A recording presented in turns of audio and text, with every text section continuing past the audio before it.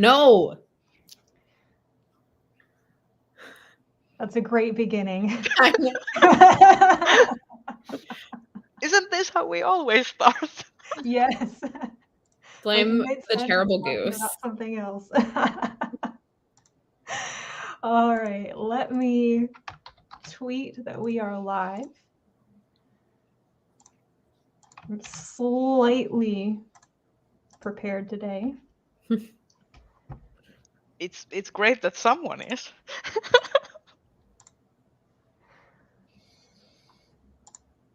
Okay.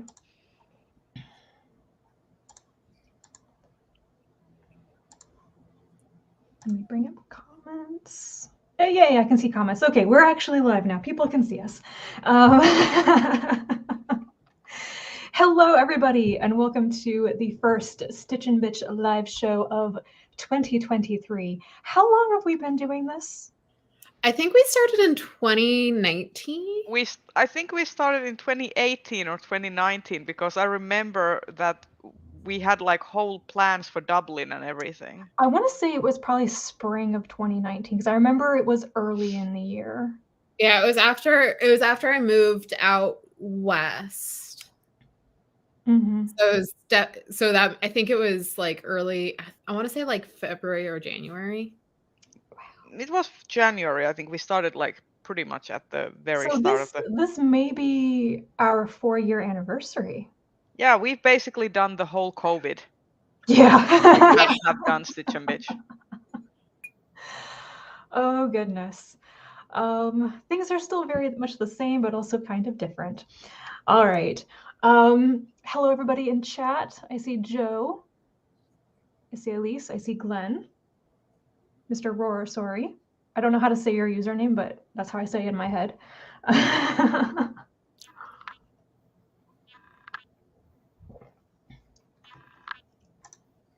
Yes, COVID is a good topic to whine and complain about. Yeah, it kind of has lent itself to. Oh no! Why? Oh no! Did he get lost? No, I'm trying to do a slip stitch. Oh, okay. Let's go around and do our introductions. Not that there's probably anybody here who doesn't know who we are after 4 years of doing this, but still. I'll go first really quickly because we're on my channel. My name is Rachel. My channel is Colonati. You know that because you're here. I have tried to get back into making videos regularly beginning this month, so it's going pretty well so far. I mostly read and talk about science fiction and fantasy and nonfiction. I've been on a real nonfiction kick so far this year, like 5-star reads. It's been great. And hopefully I'll be reviewing things regularly this year. So that's pretty much it for me. So Kelsey? Hi, I'm Kelsey. My channel is The Fancy Hat Lady Reads. I also read a lot of fantasy and science fiction, more on the fantasy side. I'm also on TikTok at The Fancy Hat Lady Reads, although I haven't really been there since the new year. I need to figure out TikTok again, I guess.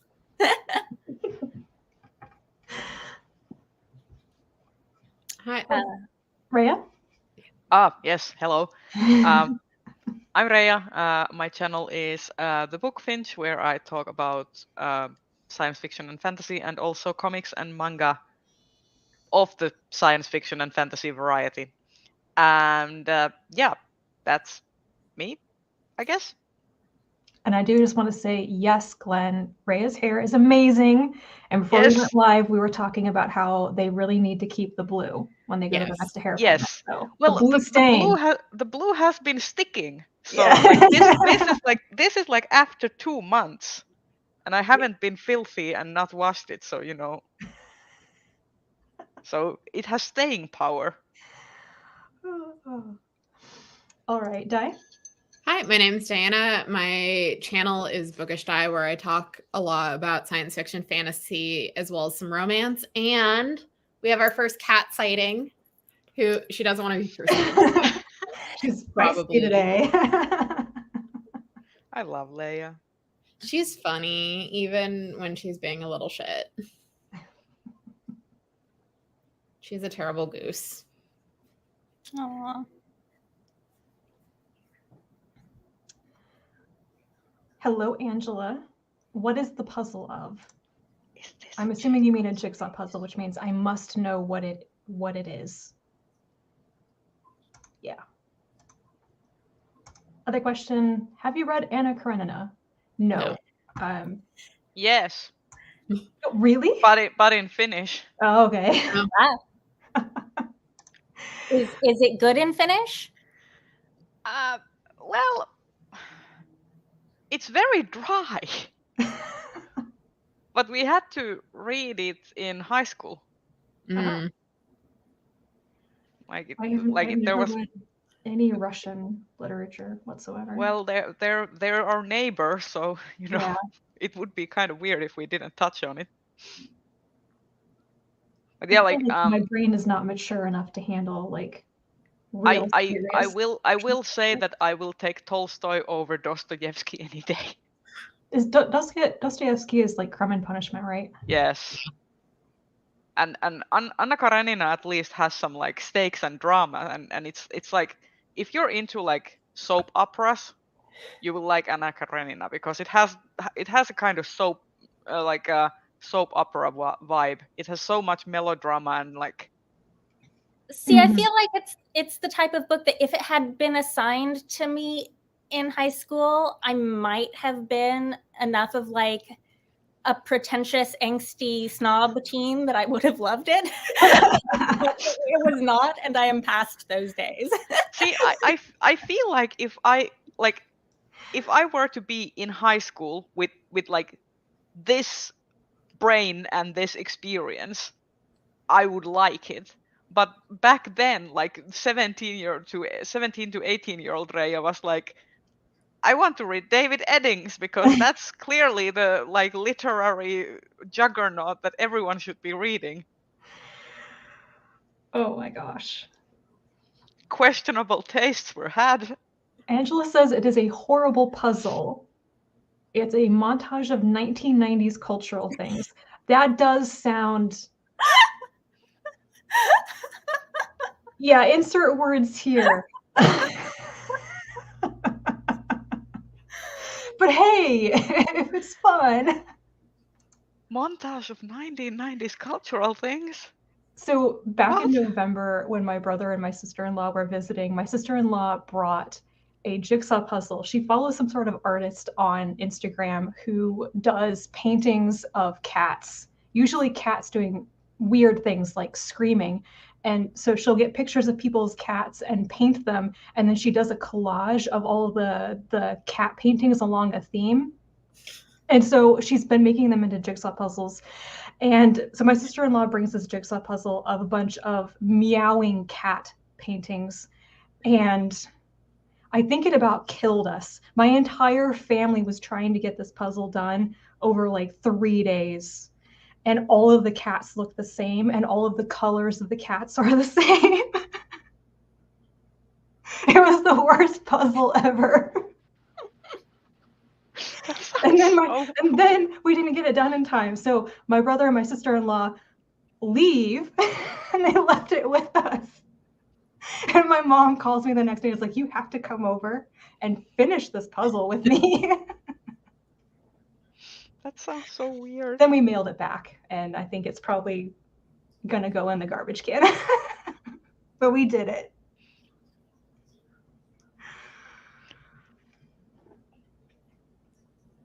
Oh dear. So I got off on a tangent. I'm sorry. Everybody want to talk about what we're working on. Those of us who have crafts. Sure. Kelsey doesn't have a craft. I was just gonna say that I don't have a craft. I felt I was so certain when I joined this group not that many months ago that like for at least a good long while I would have a craft every month. I would be able to manage it. Sorry. No, don't worry. You can focus on the bitching part. Yeah, yes, the hat part. We'll have you go That too. first, and you can tell us what hat you're wearing, and then the rest of us will talk about our crafts. Indeed. What hat I am wearing, Especially the new, because it's new and right, it is a new unforeseen. hat. This is a vintage pillbox hat that my friend gave me for the holidays / my birthday. And first of all, it came in an actual hat box that is like possibly its original box. Wait a moment.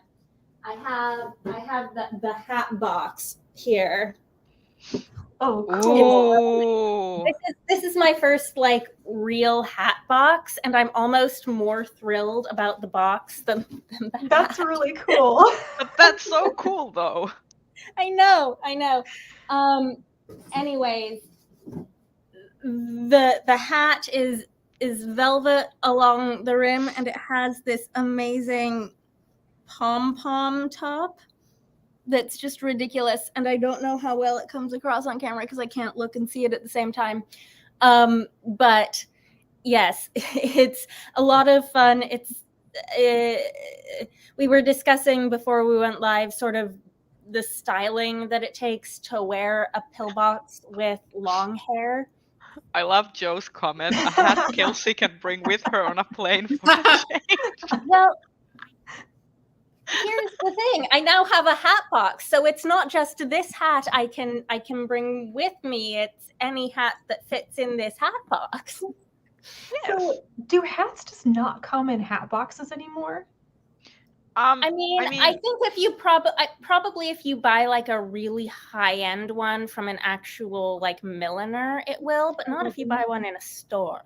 Also, if you buy one and have it shipped, they will usually, like, from an online retailer, if it's not just a felt hat that can be squished, like if it has some actual integrity, they will ship it in a hat box. I just recently was watching these really cool like witch hats. That's kind of like a wide brim, like a witch hat with like symbols on the brim that looked really nice. And the hat itself was like 180, but shipping to Finland was like another 100 because they ship it in a box, like in an actual hat box. Okay. If it's a witch hat, is it like tall and pointy, or is it like floppy so it would fit in a normal sized hat box? It's like because tall and pointy, it would need to be in like a.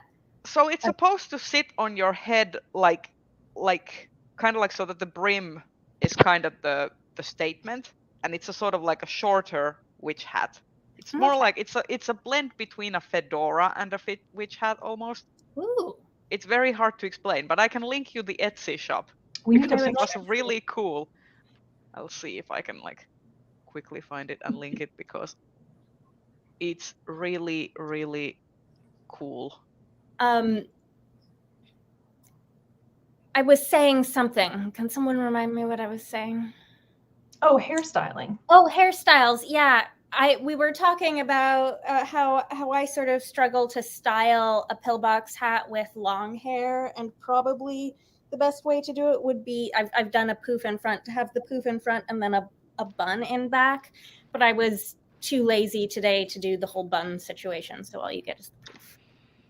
I linked it to the private chat if Rachel wants to put it in the but that's essentially the place. Oh. And I want some of those hats. Like they go from like something like 80 euros to like 100 and something, depending on the level of detail. And I must have. Oh. Ooh, it's in California. Yep. Very cool. You guys would probably have less of a exorbitant shipping fee than me. Yeah. Which kind of makes me think that maybe I should just buy it, ship it to one of your places, and then just come visit. Then I wouldn't have to pay. Why not? I would have to pay for the trip, but I wouldn't have to pay for shipping. I mean, we still need to make plans for like how we're going to see each other in person this year, because I don't think that a convention's going to happen. No. I will be shocked. I'm at the point where I'll be shocked if Chengdu happens. They changed the dates as well. They changed the dates. They changed and the venue. The venue.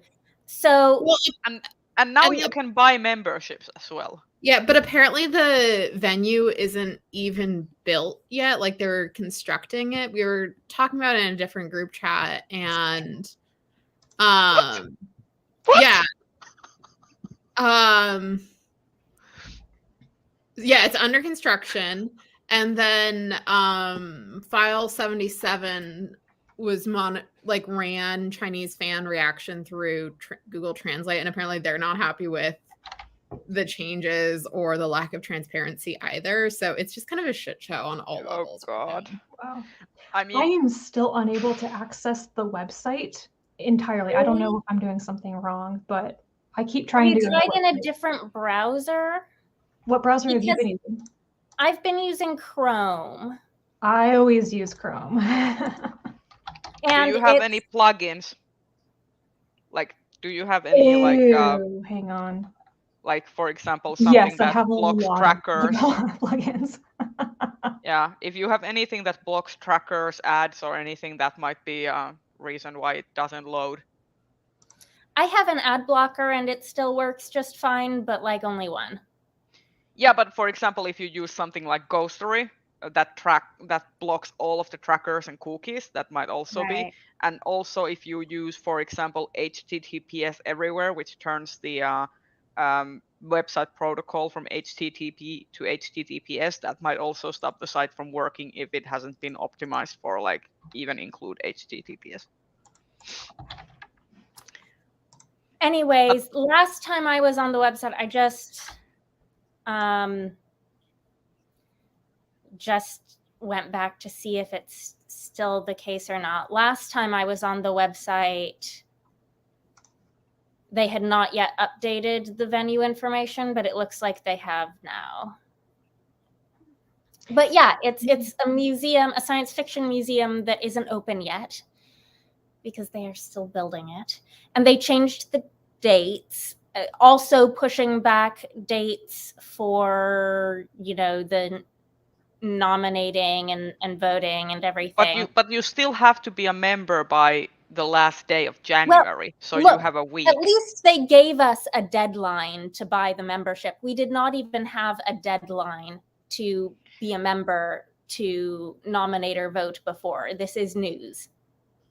Yeah, But although you can still, if you're a member of ChiCon, you can still nominate.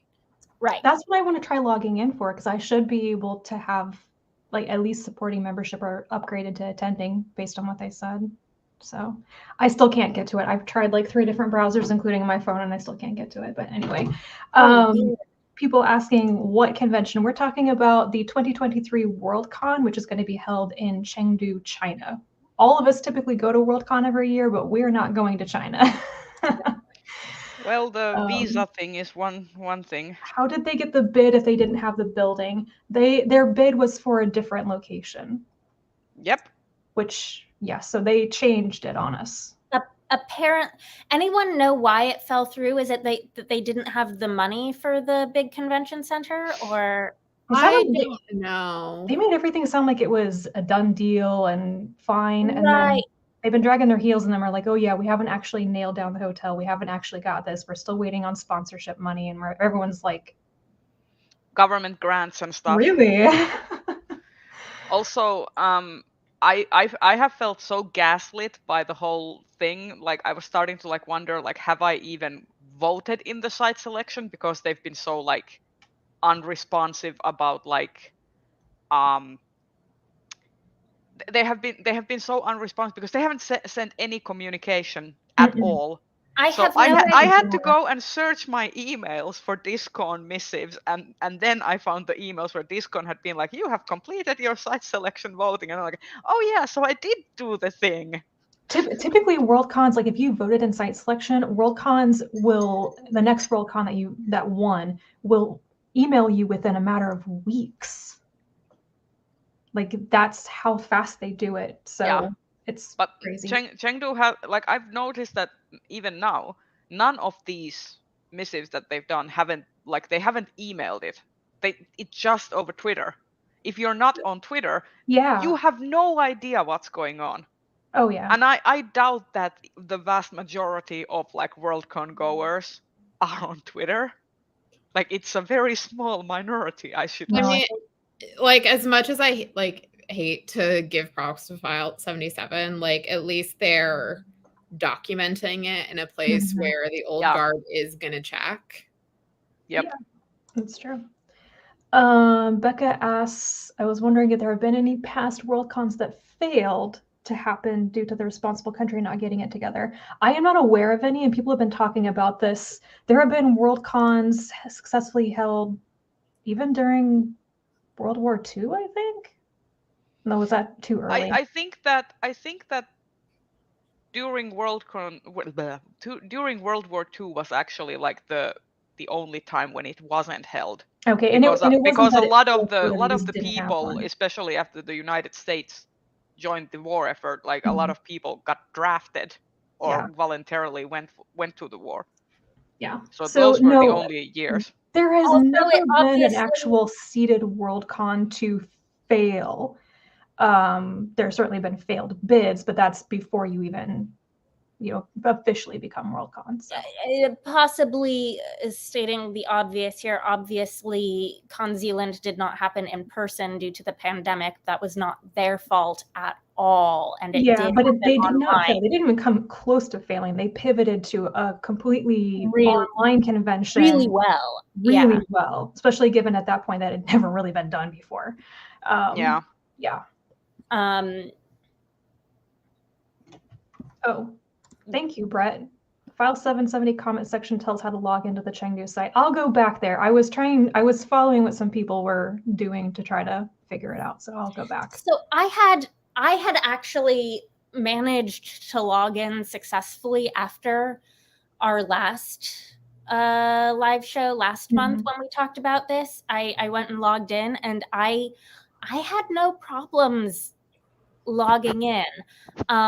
There's not much information once you log in, and then after that their website totally went down for a while and it was just not online at all, but then it came back. But when the website has been online, I've had no trouble logging in. So I don't know why some people are having problems with the website and some aren't, but once you log in, there's very little further information. It's not like, I mean, it's reassuring to show you that, yes, they believe you have a membership. But beyond that, there's nothing there to see. How did I join as I went? Oh, yeah, we were talking about what we were making. We should probably get back to that. How did we get here from that? I made a comment about we talked about seeing each other in hats. person. Yeah, it was hats. The hat tangent brought us here, because the hat tangent brought us to traveling, and traveling brought us to bitching about Worldcon. Tangents I are apologize. I powerful. am not going to keep us on track today. Yeah. Anyway, let's finish talking about what we were making, or in Kelsey's case, wearing, and then we'll come back to bitching a lot about Chengdu. I have finished talking about my hat. Let's move on. Okay. All right. Reija. Yes, I am continuing work on this granny square blanket that I started making a few months ago, and I'm about 12 granny squares in, which is probably going to be like 100 granny square blanket. So let's check back after 90 more. All right, Dai. So I am working on a scarf. It's part of the Rose City Yarn Crawl Mystery Knit Along, and I had to cast on 365 stitches for this thing, and I had to redo it because I screwed up somehow, and it was painful. So it's 2 colors. So I'm doing this blue, and then, ma'am, do not, and then this kind of purplish reddish one. Ooh, I like that color. That's nice. And so this was the yarn that I bought when I was visiting family in Canada, because my mom's also doing the mystery knit along, and It is very soft. It is like merino wool, baby alpaca, and cotton. Oh yeah. I kind of really like baby alpaca. It is so soft. Yeah, it's really nice to work with. But of course, Miss Terrible Goose likes to try to play with my yarn while I'm working. So of course. And then I'm still working on that mosaic knit shawl, but I paused that to try and do the mystery knit along before yarn crawl actually happens. Cool. Glenn says hats are chaotic. Yes. Yes. But they're nice. All right. I am working on something that is black, so it's not going to show up very well, but I swear to you, it is a cardigan. Here's the back view of it. I'm finishing up the body today. I'm working on the ribbing on the bottom. This is the Felix cardigan from Amy Christopher's.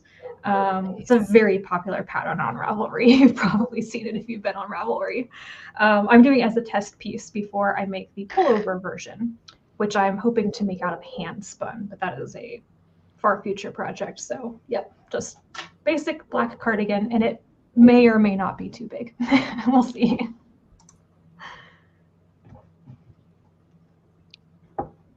I just figured how to do the join as you go method. It's been way too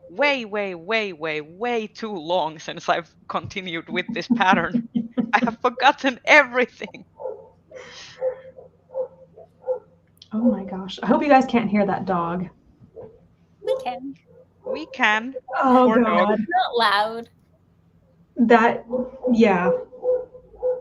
That is a dog very far away from me, actually. Going bonkers.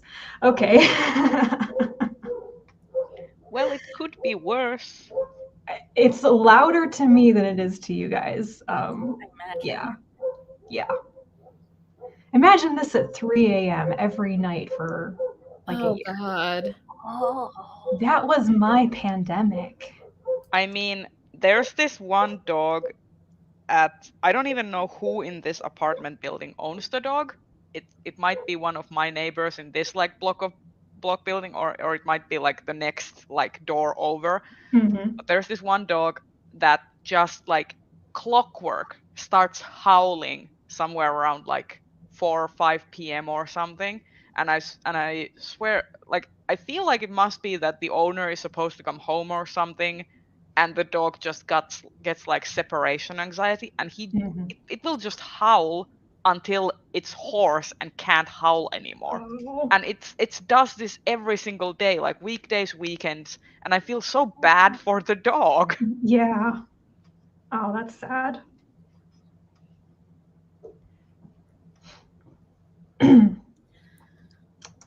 Hi, Chris. Yeah, I was always unsuccessful in recording the dog noises before when I was complaining so much to you about them, but yeah. I hope my neighbors can't hear my cat screaming. She screams for food sometimes. And I really hope the walls are good enough that my neighbors aren't hearing her. I hope so. I don't know. I think I would be better hearing cats than hearing dogs.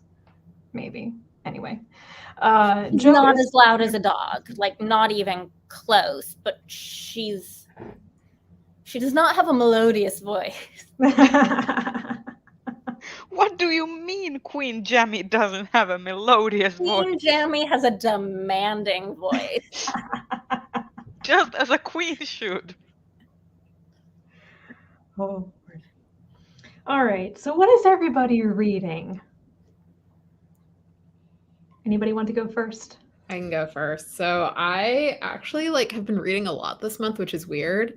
I had starting Wednesday and going through Thursday, a period of my brain being squirrely. So I decided to reread The Protector of the Small series by Tamara Pierce and managed to read the entire quartet in a little over 24 hours. Nice.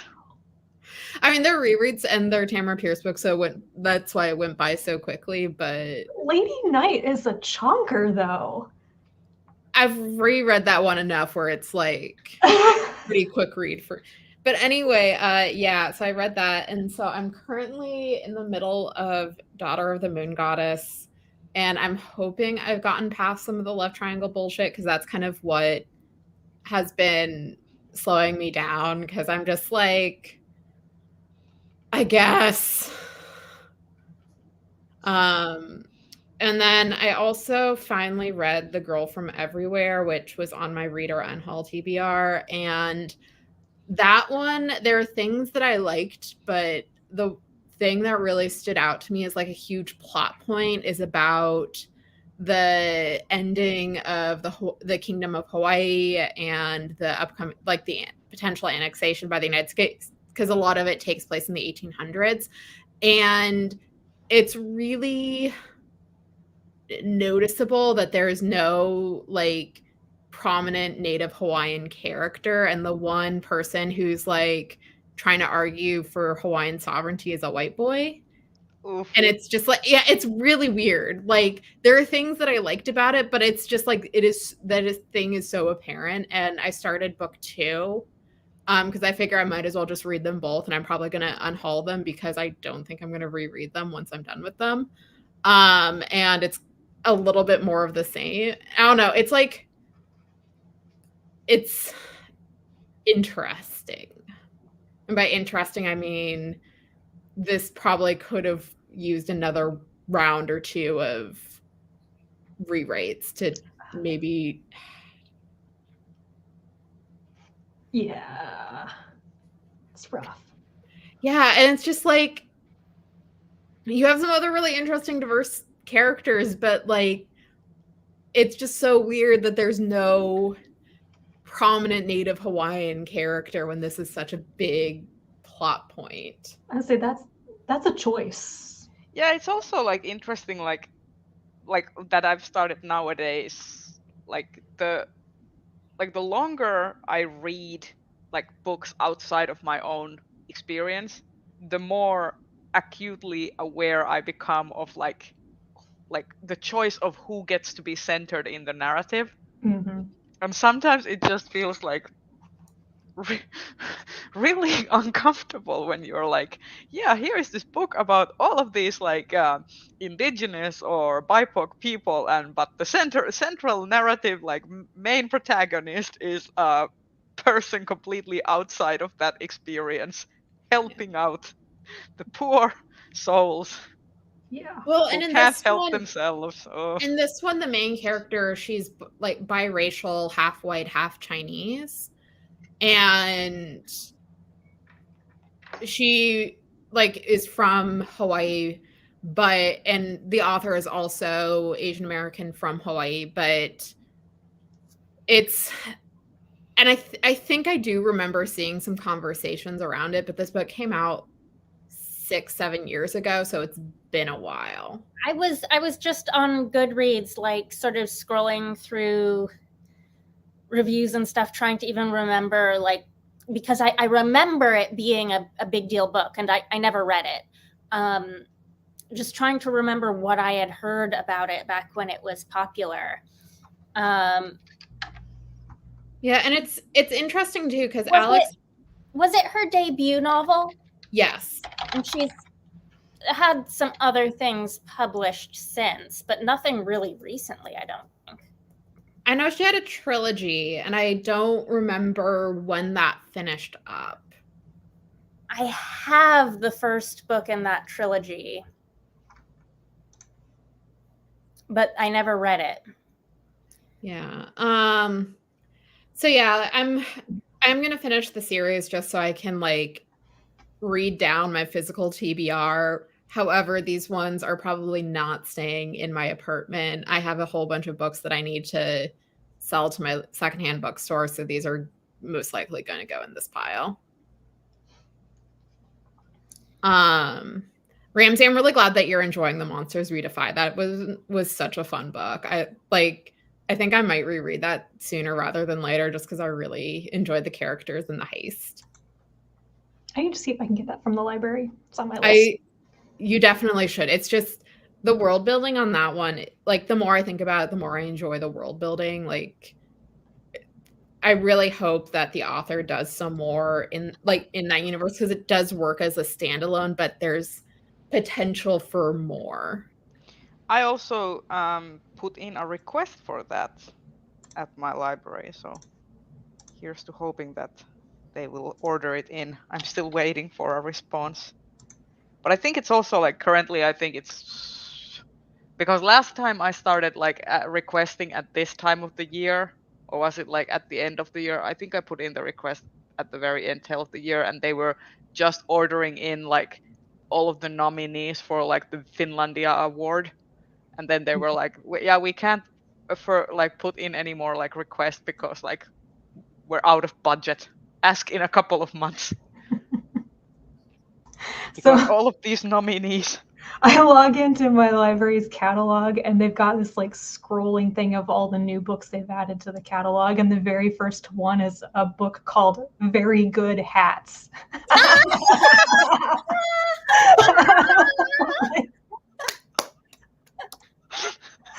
I just screamed. That's a Kelsey book. Perfectly unhappy with myself. Looks on Goodreads for Very Good Hats. I think it's a children's picture book, but I was like, that's perfect. Oh, it is cute. That's even better. Cute. Yes. Yes. Very.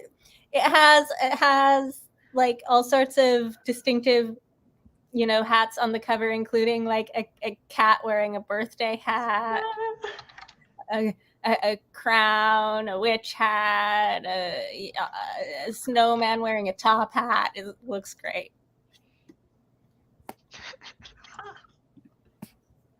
That's so funny. Okay, I put it on hold.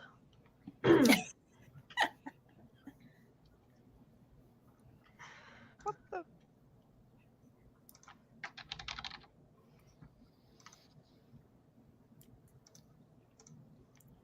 All right. Oh, and the one thing I want to mention before we move on is I read The Blue Castle by Ella Montgomery, and that was delightful. Like, probably already one of my favorite books I've read.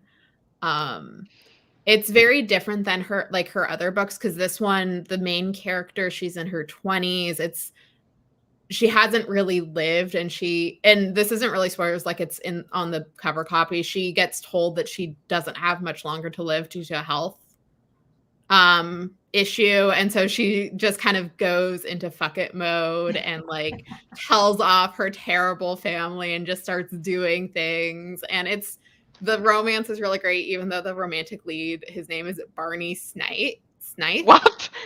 Barney? It is a very weird name. It is a very weird name, but it's just it's a very comforting book, and I highly recommend it. Like, if you're looking for like a more modern classic and you're looking for something a little older than the Anne books.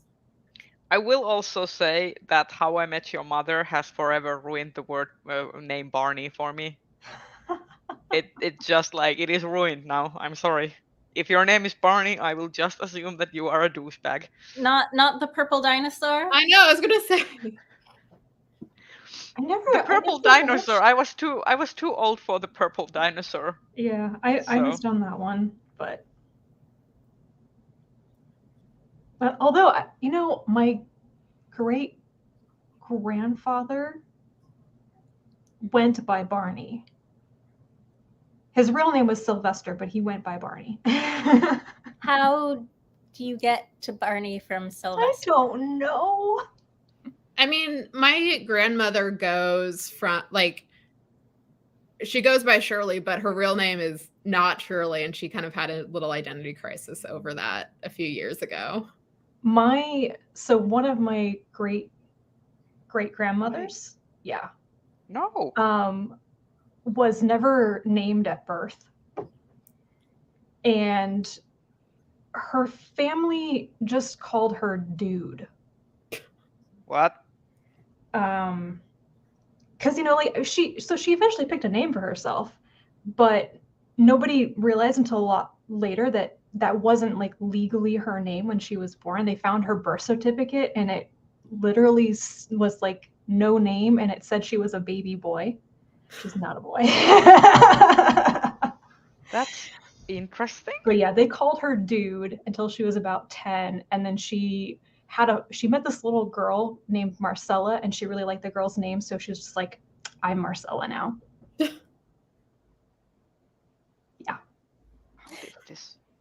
Steal your friend's name. Good. Mm-hmm. I mean, if it works, why not? My grandfather had an uncle who went by Boot. You and always have such interesting family stories. And Boot had a brother who was a looker, in my opinion. I used to really like looking at pictures of him. He went by Faye, but Faye wasn't his name either. His real name was Marion. And I'm like, why did you go by Faye?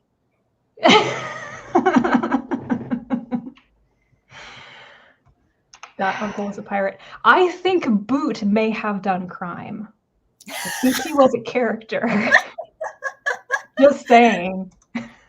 I don't have family stories like these. I never met any of these people, but my family's really into genealogy, and I mean, my great grandpa escaped the Bolshevik Revolution and had to like smuggle himself from Siberia to Finland,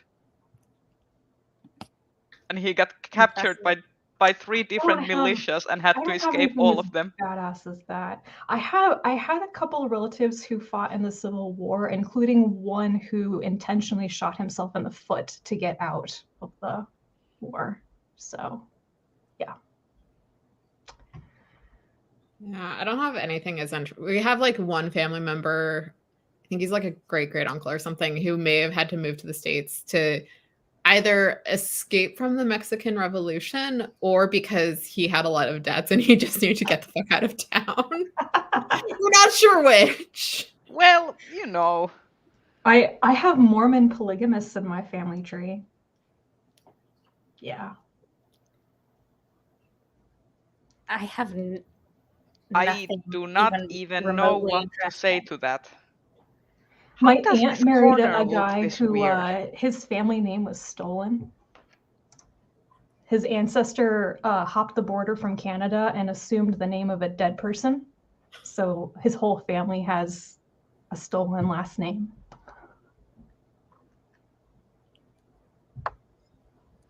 Oh. We were talking about books. Yeah. Yeah. You want to go next?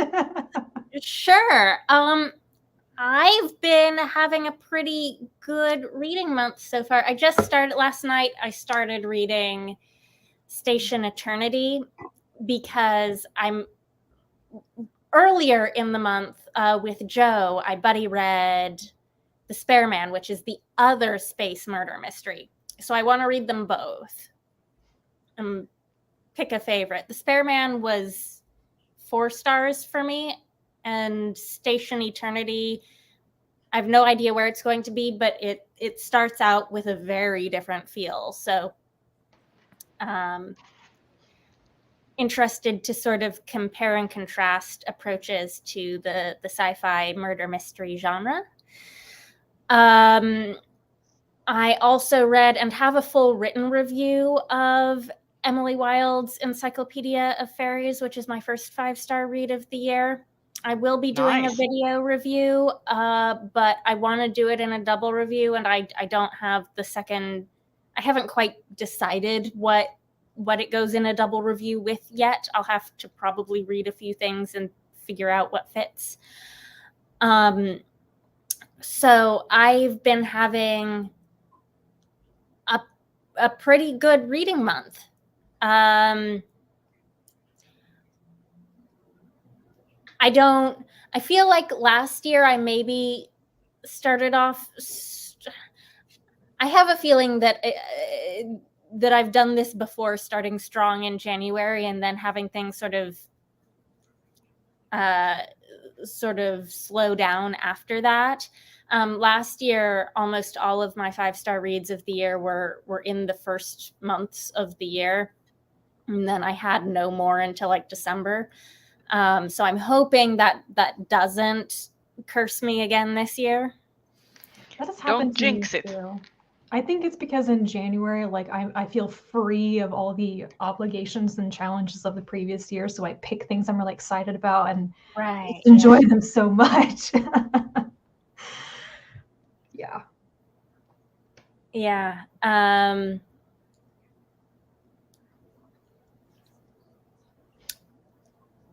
I also, well, that's probably all I need to talk about right now.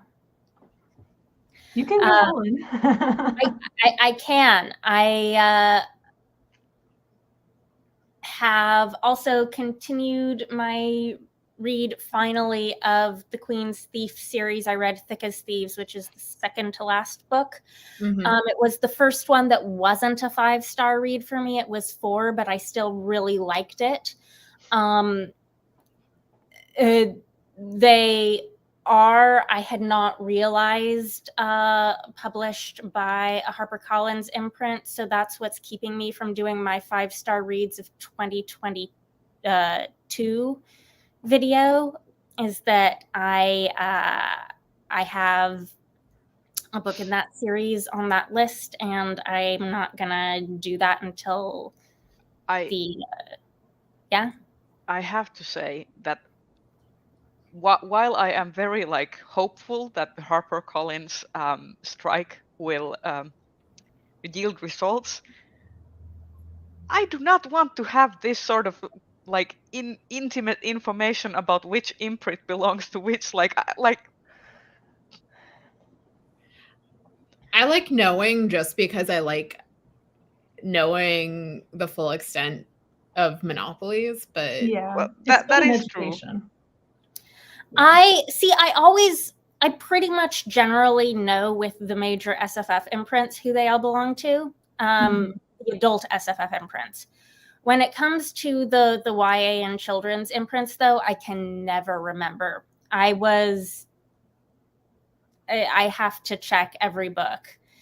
yeah, the YA one is the one that trips me up because, like, at least with the adult ones, they normally put Harper in the imprint title somewhere, but like with the young adult ones, it's like Green Willow, Catherine Teigen, Balser and Bray, and it's like, okay, why can't they all just be Harper Teen? Why do I have to like remember these? I have the Wikipedia page with the list pulled up on my phone permanently so I can check everything as I'm going to the library. Yeah, What's also difficult, and this is something I ran into in December when I read The Curse of Chalion. I was listening to it on audiobook, and on audiobook, it's done by Blackstone Publishing, like pretty much all for audiobooks. But I didn't realize until I was like putting together my December wrap, I'm like, oh, this is a Harper book. Right. Yeah. So where was I going with that? It's a bummer that my sort of end of the year content is not forthcoming. Yeah, I kind of ran into that because I had filmed it, and because Babel was on my top 10, and I forgot that in my excitement to talk about Babel that it is a Harper title. So I ended up just filming like a thing. It's like, yeah, so Babel was my top book. Here's how you support the union. Okay, bye.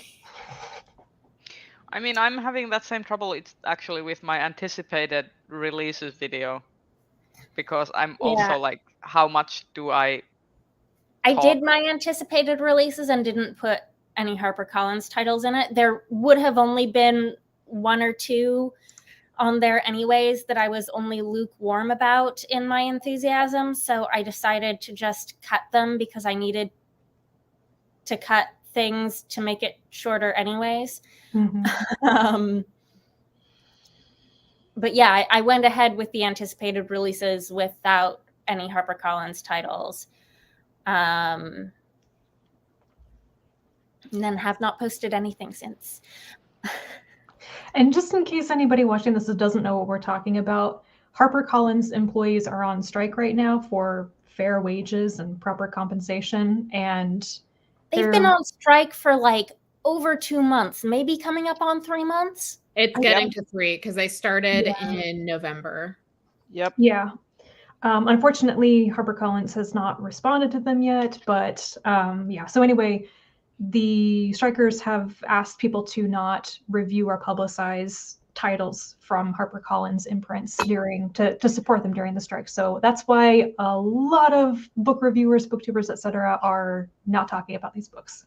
The union did put up a really, really, really cool infographic about all of the imprints and stuff, which is basically plastered in my other monitor just as a sort of like shortcut to like check.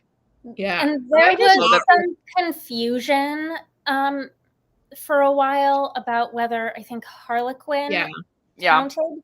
Mm-hmm. Someone running their social media accounts had been giving accidentally inaccurate information that Harlequin was not included in the request for. Mm-hmm. I think it was about which imprints work with union people, right? Right. And I think part of the problem is that while there are like distinct imprints, people get like borrowed or like assigned to do things for like other imprints than the one they were. And that's why the union asked for Harlequin to be included in the picket line or included in the review blackout because they get asked to do work on Harlequin titles. So officially is Harlequin, are people who are employed at Harlequin not eligible for the union? Is that the thing? Think so, because Harlequin didn't used to be owned by HarperCollins, if I'm remembering right. They used to be their own thing, but they got bought by HarperCollins, and that was a big thing because HarperCollins already owned Avon, which is one of the other big romance publishers. And I think I know they own Carina as well, which is maybe an imprint of an imprint. Yeah. So I think part of the reason why Harlequin isn't, I just wanted to double check because the E.K. Johnson said this and I didn't know how accurate she was on this because she was talking about it on Twitter or on Instagram, is Harlequin is based in Canada. It's not based in the US. I did not know that. Yeah, their headquarters are in Toronto. Oh, did not know that at all. Me neither. So I think that's why their employee, like the people who are directly employed by Harlequin, aren't able to join the union. However, other HarperCollins employees and like publicity and marketing are sometimes asked to do work for Harlequin, and that's why. Yeah. So yeah, I think that's where the confusion for the social media person came from, is because they're not based in the States. Right. And so they have clarified their official position with this handy infographic, which is available to find on. I did not realize that HarperCollins had so many Christian imprints. Like I knew they had some, but I didn't realize they had that many. Yeah, they really do, don't they? Oh my gosh. Oh god, this yarn is so dark that even with glasses on and lights, I still have no idea where this damn thing is. Okay, maybe there.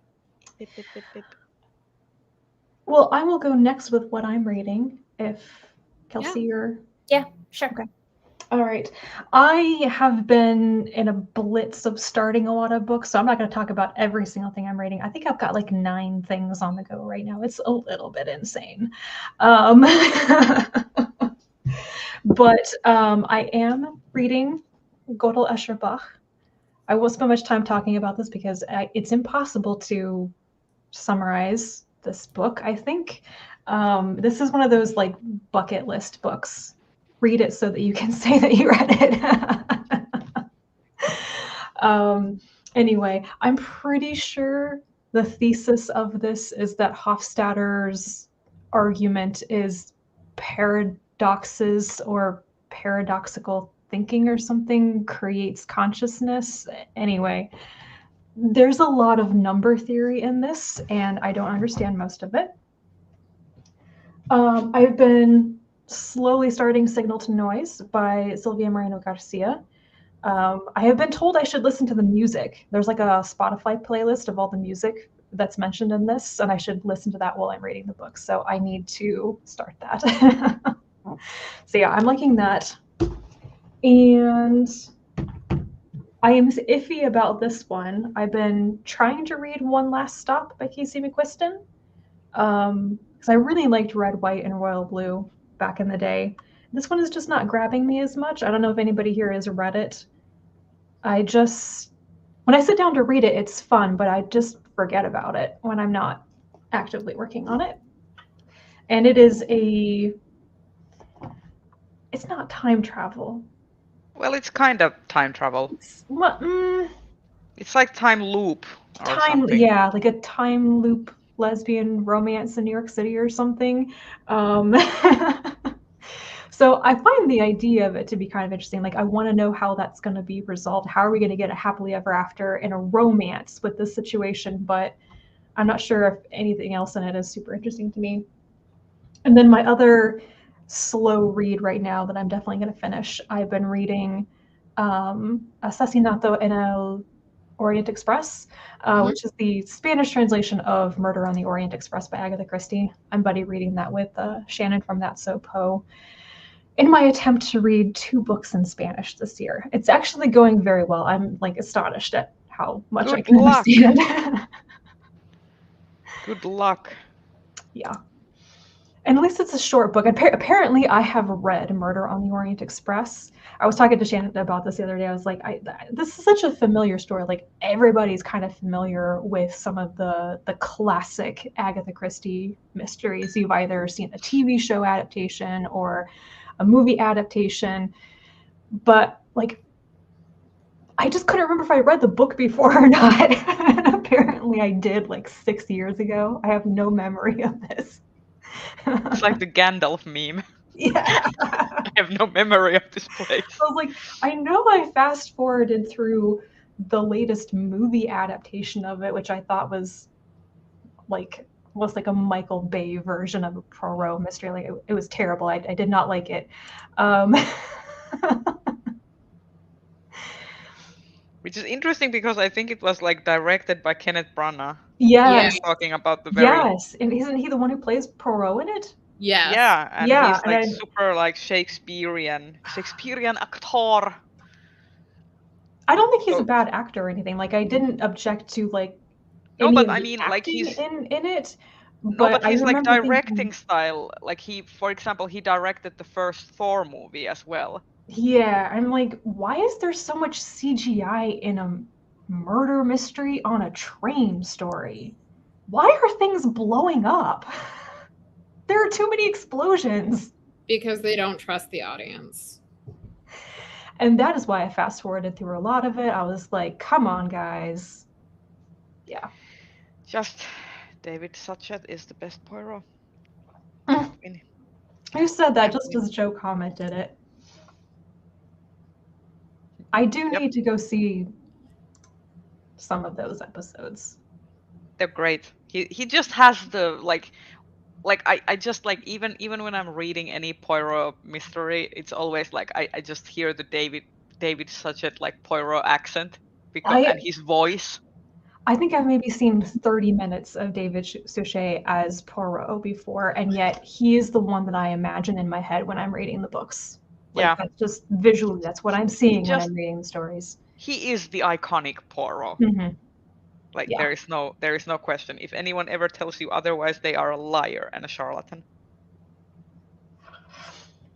Oh, Joe is reading Vagabonds by Hao Jingfeng. I still think about that book occasionally. There's some things about it that were just interesting.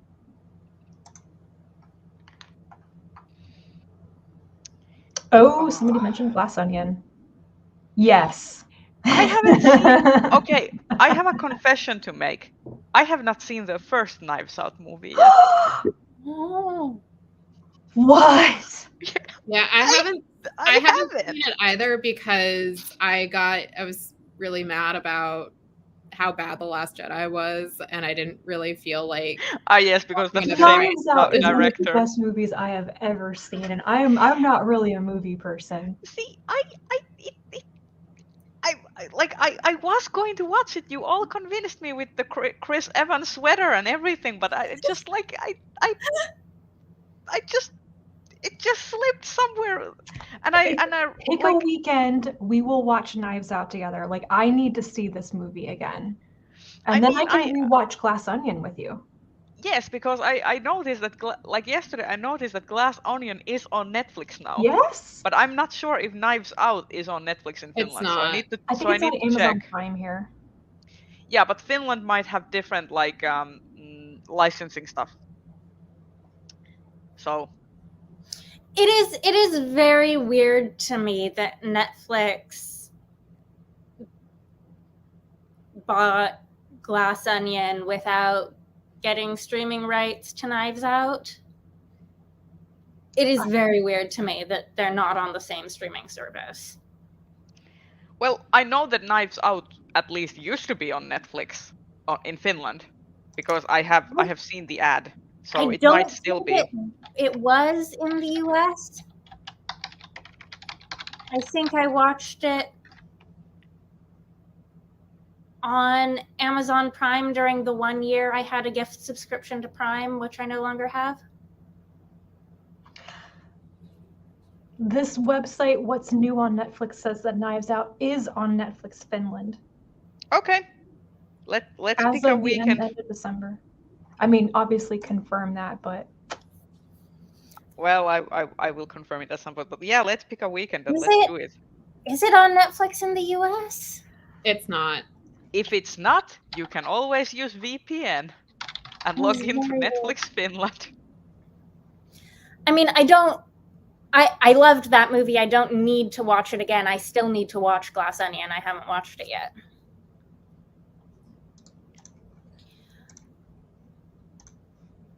clearly we need to have a watch party.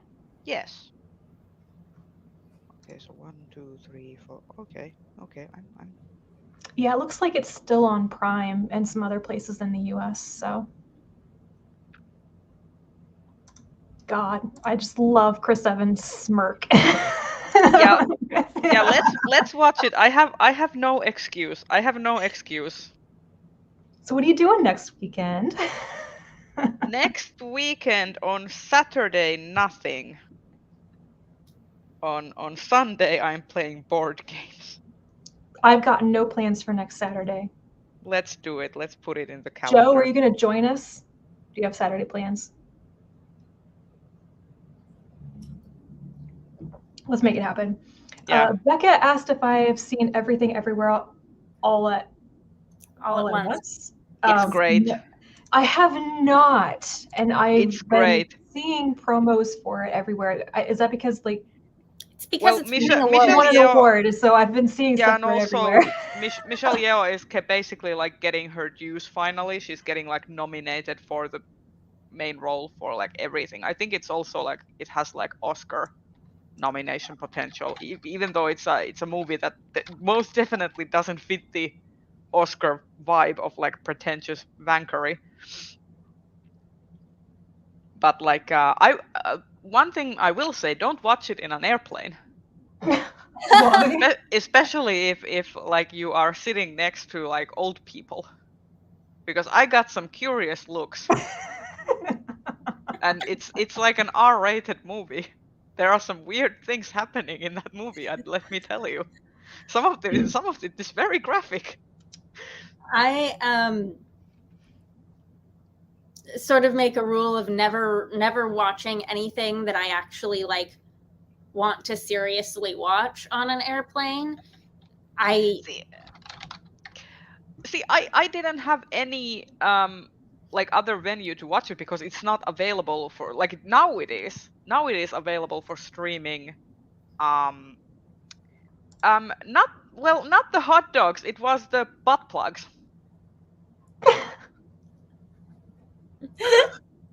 Rachel, you're And I will leave it. I will leave it at it will that. all make sense. I will leave it at that. But it was the butt plugs. The butt plug scene was the thing.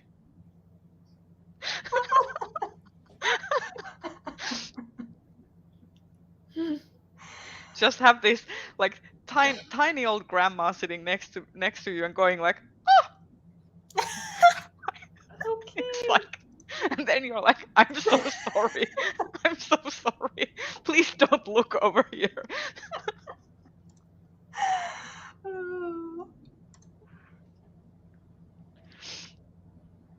Oh my god. But yeah, that was a great movie. Unlike Northman, which I also watched in the airplane, and that was the worst movie I have ever seen. Well, not the worst movie I have ever seen, but worst movie I have seen in like living memory. Is that the one that you watched on the plane to Worldcon? Yeah. I feel like you were talking to us about it in Chicago. Yeah. I was so mad. I was so mad at having watched Northman because it was like I will never get that back. Oh my gosh. Even though like all the costuming channels, like Bernadette Banner did a video and like included like Northman in it, and Northman is like guard tier like costuming because the costumes are nice, and I can't fault that. The costumes really are quite good. The movie is shite. It's like completely awful. Hi, ma'am. Oh my goodness. So what else did you read, Rachel? That's all I'm going to talk about for right now, because like I said, I've got like 4 other things on the go, but that's what I am trying to work on right now. I need to finish some books, but I'm So not gonna lie. I guess I can go next. Yeah, I'll say I need to get through Gödel Escherbach, and then I will actually be able to finish things. But I spend so much time every day trying to like read my daily allotment of pages, and then I just go to bed. Anyway. So I just earlier this month I finished Africa Risen, which is a speculative fiction anthology featuring writers from the African diasporas as well as the continent, and it was quite good. I would say that I need to sit on it a little bit, but I already have a feeling that it's gonna have a similar impact for me as the Way Spring Arrives had, in that like really just grabbed me in many ways. Like I've been thinking about it a lot. So Africa Risen was also really good. I finally bought The Way Spring Arrives at the Barnes & Noble after Christmas sale, so... Yeah. Isn't it such a beautiful book? Yeah.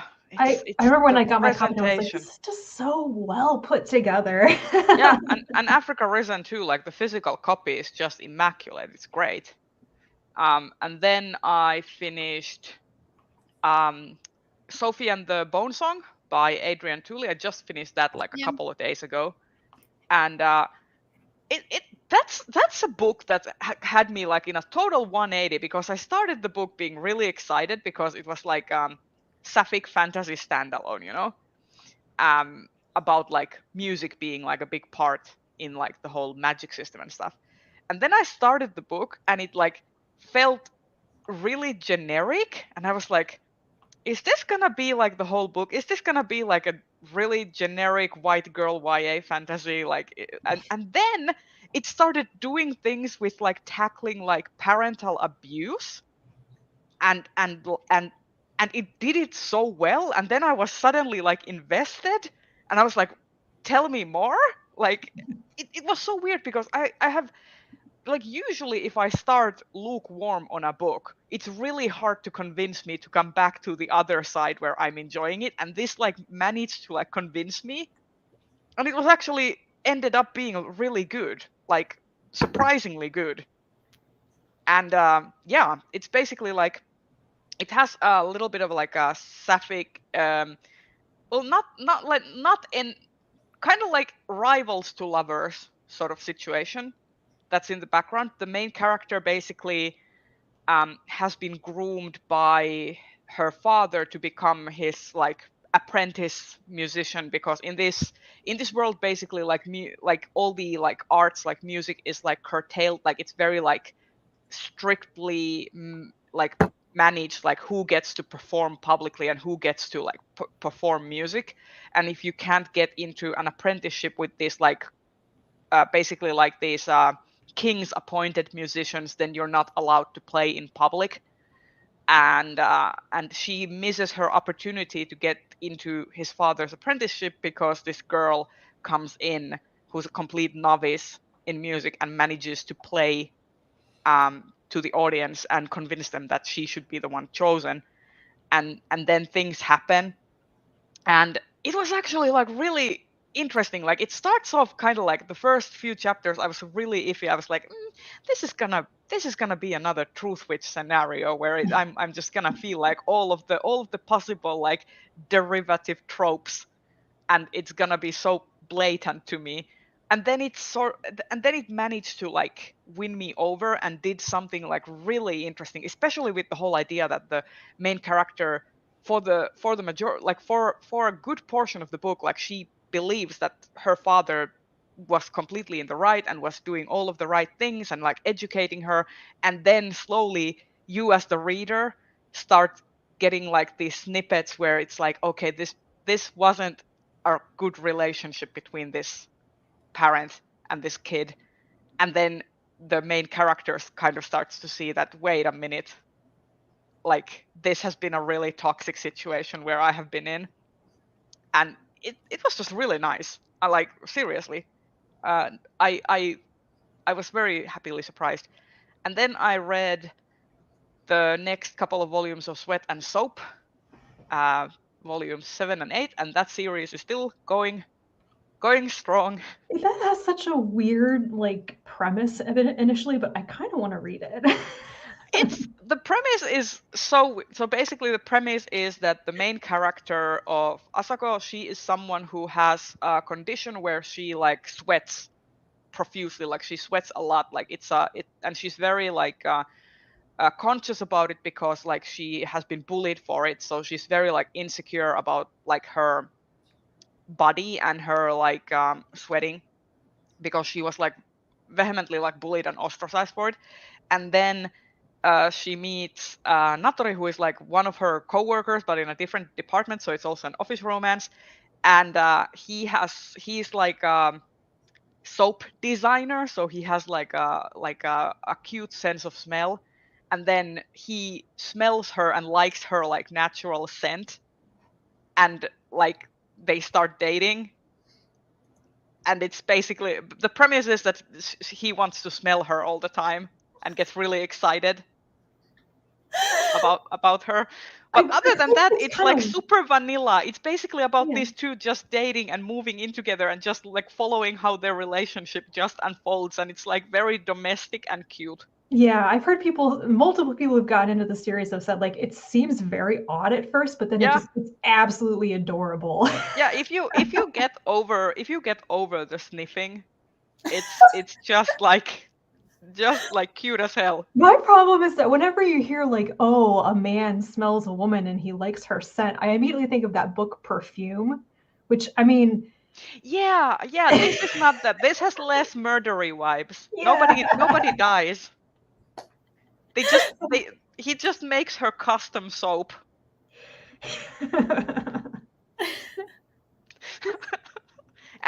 He's like, she becomes basically his muse. Like he starts getting like inspired to create all these different like soaps and perfumes based on like their relationship. I gotta see if my library has this one either. It's been really cute. It's been really cute. And on a completely different note, the next manga I'm starting to read, because I just got these copies, is Chainsaw Man. I just got the first 2 volumes. Did you watch the Studson Studio video? I did watch the Studson Studio video, and I'm very happy I did. Basic. I just love his humor. Like he has like his videos, like they're so ridiculous. If you like miniatures and dolls and figures, and you like watching like someone build stuff, like craft stuff, Studson Studio is great because he does like he did the Howl's Moving Castle build, which was great, and he does these builds like pretty much like literally trash, and it's great. So yeah, my plan is to read Chainsaw Man and then start watching the anime as well.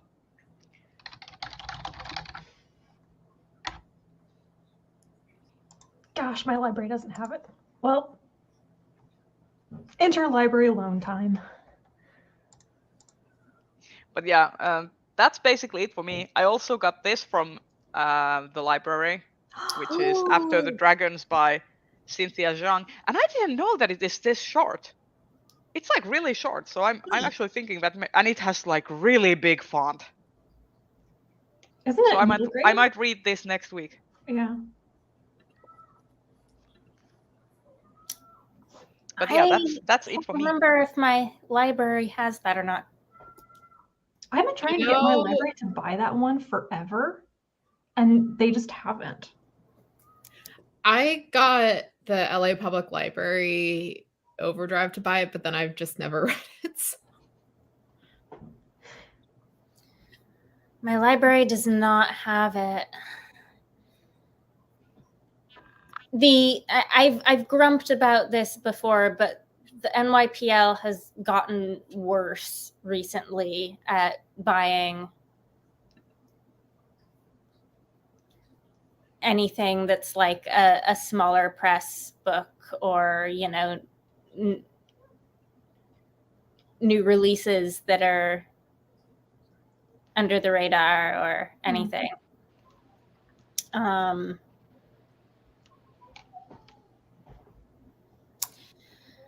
And they've also made it harder to request titles. Like they took away the online request form and said, now you have to email your library branch directly.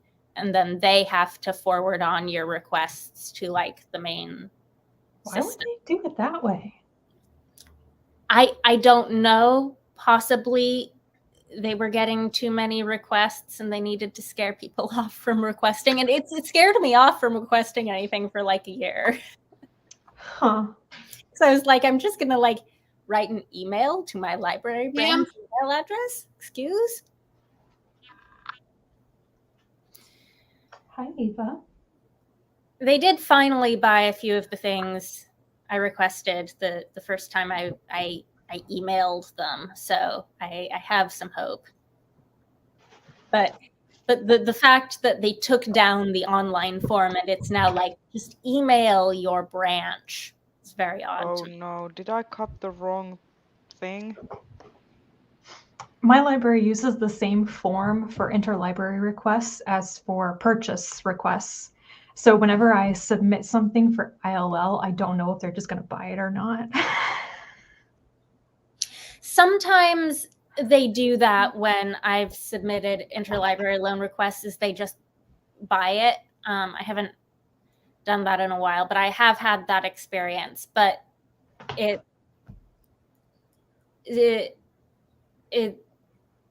they don't all, anyways, they say don't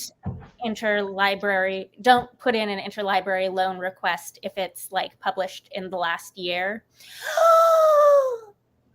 Oh, Doggo appearance. Oh, hello. Oh, hello. I feel like we never see her. She's usually sleeping in the other room. Oh. She heard all the children screaming outside and she's awake and she wants to go outside now. Do you want to go outside? Does she want to play with the children? She wants to creep on them and get super excited and run around in circles. That's what she wants to do. Yeah. Oh, man. Yeah, so my local public library doesn't do ILL, and like the only way I could do it is if I go to the system in the town like 15 minutes away, and like even though I have a car, it's just such a pain, and I'm like, I don't want to do that. So, and then Oregon, their overdrive is statewide, and they're not good about buying things, and the wait times are always so long. So like every day I'm grateful that my sister and I talked our dad into getting LA Public Library cards so we can just use that overdrive because it's good collection. They're really great about buying things that we recommend, including like smaller press stuff, and just it makes it so much easier to borrow things instead of having to buy them. I finally got access to the county-wide library system. They've got a reciprocal borrowing thing, so you can get a card there. And it's been really nice because they've got a really good collection, but the wait times on things are crazy. Like I really want to get Legends and Lattes. I think I'm like 150 on the list. I have to say, get you someone who looks at you like Ava looks at Rachel. Because that face just now was just adoring. Also, I did the wrong thing. What? So, see, like one of these puffs is not like the others. I accidentally crocheted over the like loop instead of into it. So now I have to and now I can't close the magic ring because of it. So I have to frog this whole thing. Start over. Oh, wow. Time well spent.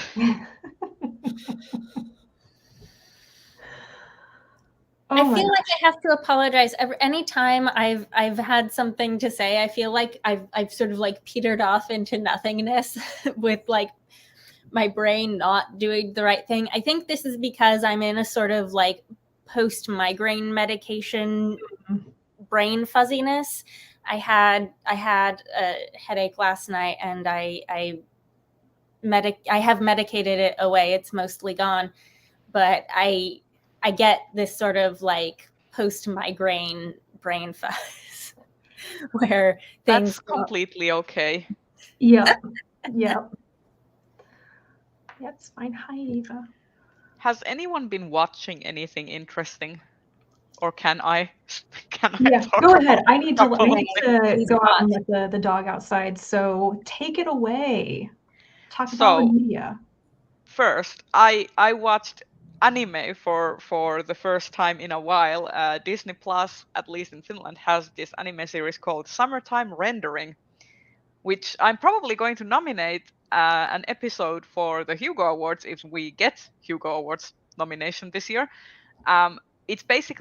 It's a time loop series, so it's about time traveling and alternative universes, and it's basically this boy goes to the island to the funeral of his childhood friend who has died in mysterious circumstances, and then finds himself looping back to the day where he gets on the island, and he has to basically like try and stop what is happening there. And that series, first of all, the animation eye candy is insane. Like the way it has been animated, like only like the last two episodes kind of do you notice where some other studio steps in to do some key frame animation and stuff. In those last two episodes you kind of see a little bit of a dip in quality of animation, but otherwise it's just like mind-blowingly beautiful to look at. I will say that if you took out all of the fan service, you would not lose anything. Like there seems to be this like weird thing where when you have a male protagonist, you always have to like include like these fan servicey moments, and there's like way too many comments about female characters' breasts for my comfort level. But other than that, it was a great series. I binged it in like a couple days. It was honestly really nice. And it looks like it's on Hulu in the US. Yeah, I just looked it That up. makes sense. The further you go into the series, the less the fan service is there. So like, I would recommend watching it. It's really good. Like I was so surprised because like especially based on the first couple episodes, I was like kind of iffy. But then when it like gets really going, it's like very good. And then I also started watching K-drama, Itaewon Class. I started watching that, and it's been really nice. It's basically about these underdogs establishing a pub in Itaewon, and they are basically the main character is trying to take on this giant food / restaurant corporation who was responsible for killing his father So once again, it's a South Korean drama about overtaking and dismantling capitalism by these scrappy underdogs. So yeah. I watched last night the stop motion animation Pinocchio that's on Netflix. The Guillermo del Toro one? Yes. I want to see that. Have any of you watched it yet? Not yet. It's on my list, but like I haven't watched it yet. I haven't sat with it long enough to know exactly what I thought about it yet. For me, it started out feeling like they were just going dark and edgy for no particular reason. I'm waiting for this to get weird. I was expecting it to be weirder. And then it finally did get as weird as I was expecting it to be. So I'm satisfied because I wanted weird and I think I got it by the end. I don't have, I feel like thematically it's a little bit all over the place and I haven't figured out exactly what I think about it yet, but it was visually, I think, obviously the idea of doing a stop motion Pinocchio is just sort of such a natural, gorgeous fit because then like everything looks like puppetry. Mm-hmm. Have you watched the Cabinet of Curiosities that Guillermo del Toro also made? It's on Netflix as well. I don't think so. Because like that's kind of a series of like short features, I guess. I haven't watched it myself, but it has like been featured in trailers. Anyways, I do sort of feel like some of it was going like dark just for the sake of being dark and edgy, which I don't always appreciate. I feel like I don't mind when things go like dark, but I sort of feel like I want to know why, and I'm not sure I understood why all of the sort of darker choices were made. But some of the weirder stuff I really, really enjoyed. Like as soon as the afterlife skeleton rabbits showed up, I was like, yes, this was what I wanted. This is what I am here for. I wanted this weirdness. There's going to be a game based on Pinocchio as well, which also has the underworld rabbit things. And I'm actually waiting on that video game. Like I'm not a huge fan of Pinocchio, but the video game is great. Also Ramsey, ya boy Kongmin is so weird and I love it. And the opening theme song of that series is on my Spotify playlist. Like it's like take like a Hungarian pop song from the early 2000s and make a Japanese pop cover out of it, and it's delightful. It's great. And also like that show was great. Like imagine, like it's basically like an idea that this general from the Romance of the Three Kingdoms era gets reincarnated in modern day Japan and becomes a sort of manager for up and coming indie pop star. And it's a look at the underground music scene in Japan.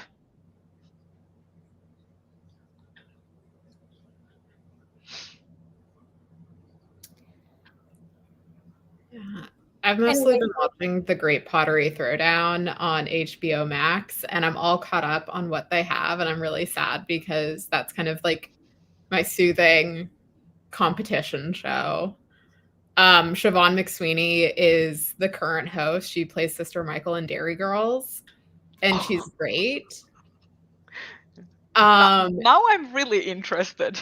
Yeah, so I actually kind of prefer it to the Great British Bake Off, and it's mostly because I vastly prefer Keith, who is like the consistent judge for all the seasons, to Paul, because Keith, like, Paul is very pompous and like is terrible, and I don't like him. But Keith, he like gets really emotional over pottery, and like he'll just tear up, and he's just like, he has a lot of feelings about pottery, and he just loves it when people do cool things. He's like, you've grown so much, you've become such a more confident potter.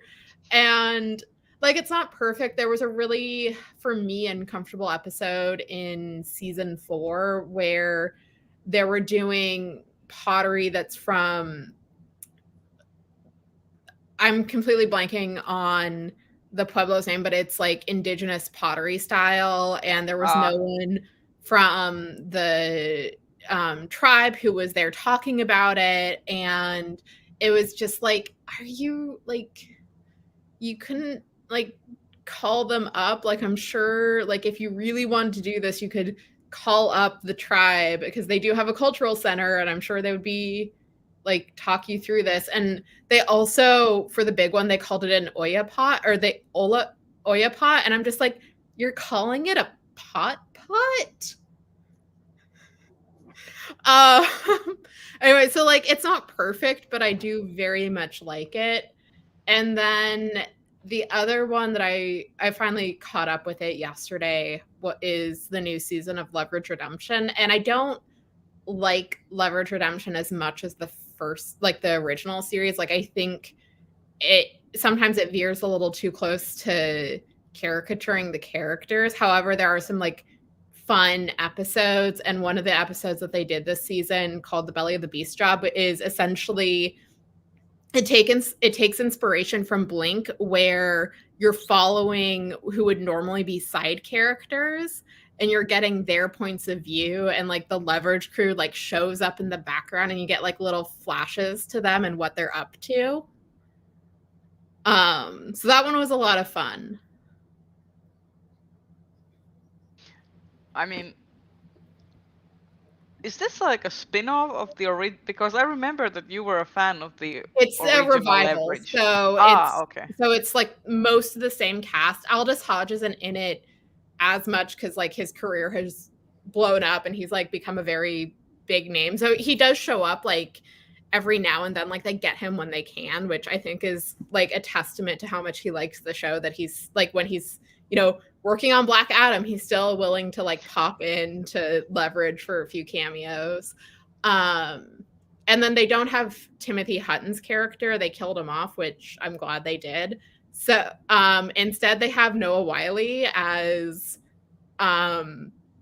like he's a former evil lawyer who's trying to be less evil. And he's like, Noah Wyle is such a charming actor, and his vibe is very different than Nate's, which I appreciate. And in The Belly of the Beast Job, his role was to be kind of the honeypot character. And he was like pretending to be this Flemish king in disguise lumberjack. And he had like the most ridiculous fake facial hair. Was it like so ridiculous that it was like immediately clockable? That it was fake? Yes. So the best kind of facial hair. Yeah, it was really funny. But yeah, so like it's not like, in my opinion, it's not as good as the original, but I'm still enjoying it. I have to say that I did also watch the like late to the party because everyone else already watched it like ages ago, but I did watch the new Predator movie called Prey. And the Predator was like unnecessarily hot. Like, I was just watching that movie and I was like, damn, this Predator is like more attractive than any of the other Predators in any of the other Predator movies. I'm here for this. This is great. He didn't have the armor plate, so he was like, he just was. He had abs. And he had like the Cubone mask. Like he was hot. Like, what can I say? I like I don't know. I don't know. I mean, like different thing, but Teacher from the Girl from the Other Side Yes. manga. I always thought Teacher in monster form was dapper. Yes. You Yes. know? I mean, apparently I have a thing for monsters. Dorohedoro also Kaiman with his he's a big buff dude, but he has a lizard head, and I'm like, yes, Kaiman is like husband material. Yes, this is like perfect sense with my yes.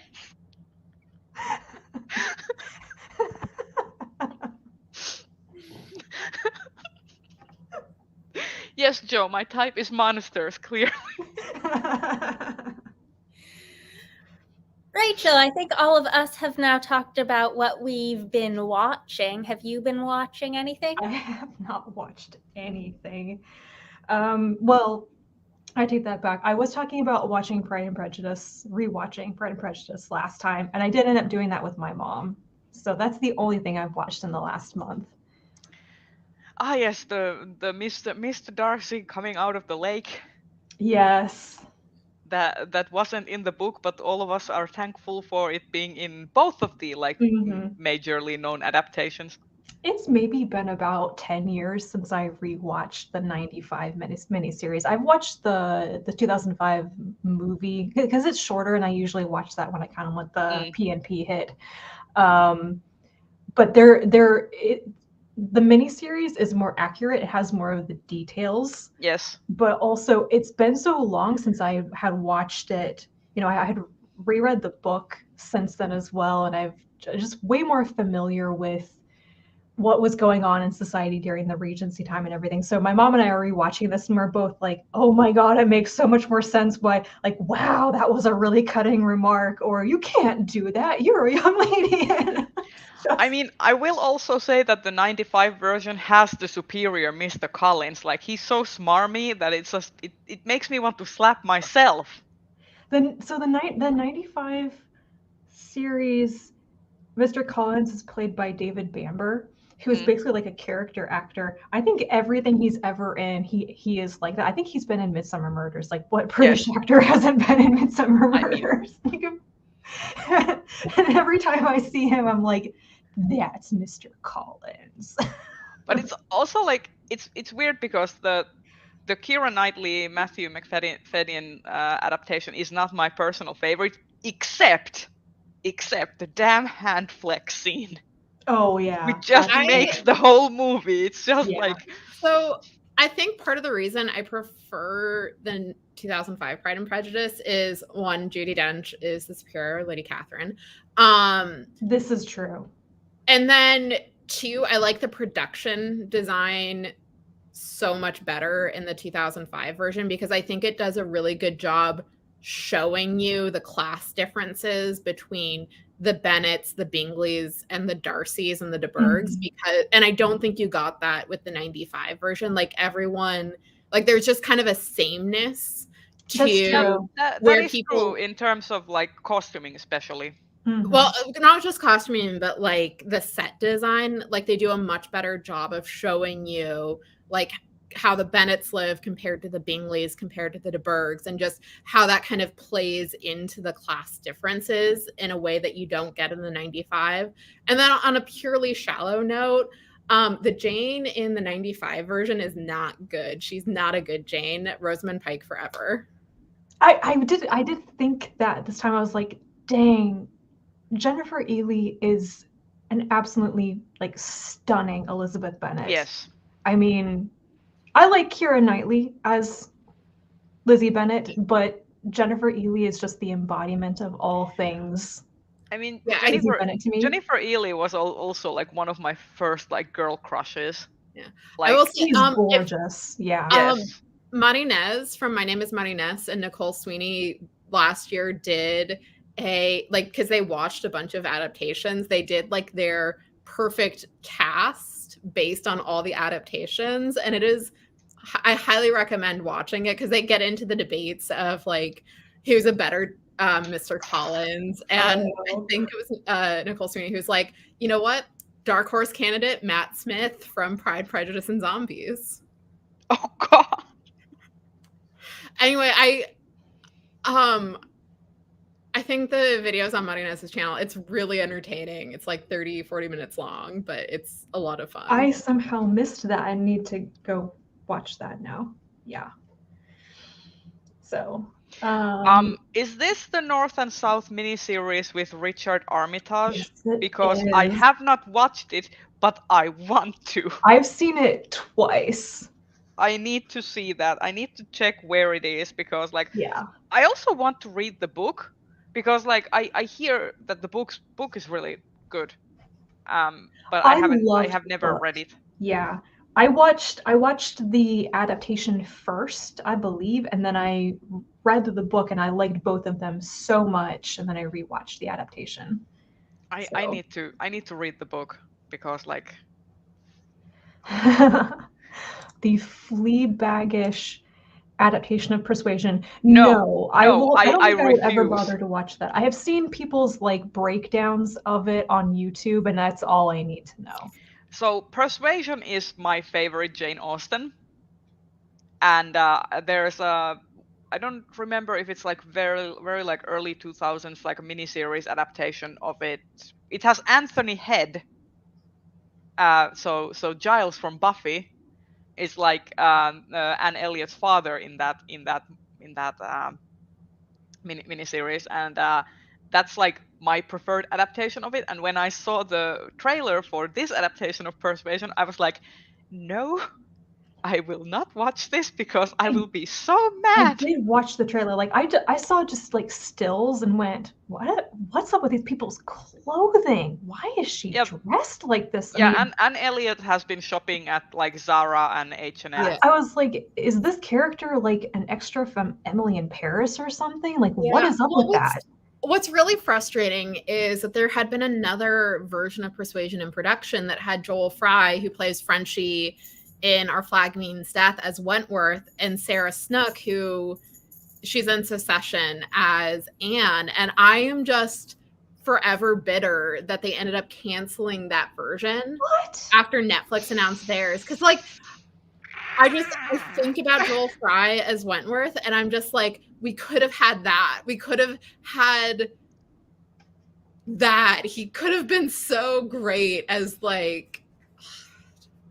Has anyone seen the adaptation of Persuasion that has Amanda Root and Karen Hines? Yeah. It's from the 90s, right? I think it was from that 1995 revival era or whatever. I love that adaptation. It was really good. Let's see. I have to see if this was specifically the one I have seen. No, not necessarily. Yeah, no, haven't seen this one. I saw the one that basically came after this. Like the adaptation after this was basically what I saw. Who played in it? I'm trying to look at it. Because I think that's one I've seen too.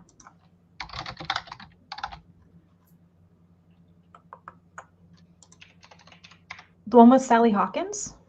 Yes, and Rupert Penry Jones, and Tobias Menzies was also in it, and Anthony Head. Yeah, it was 2007. See, I've seen that one and I just didn't really love it.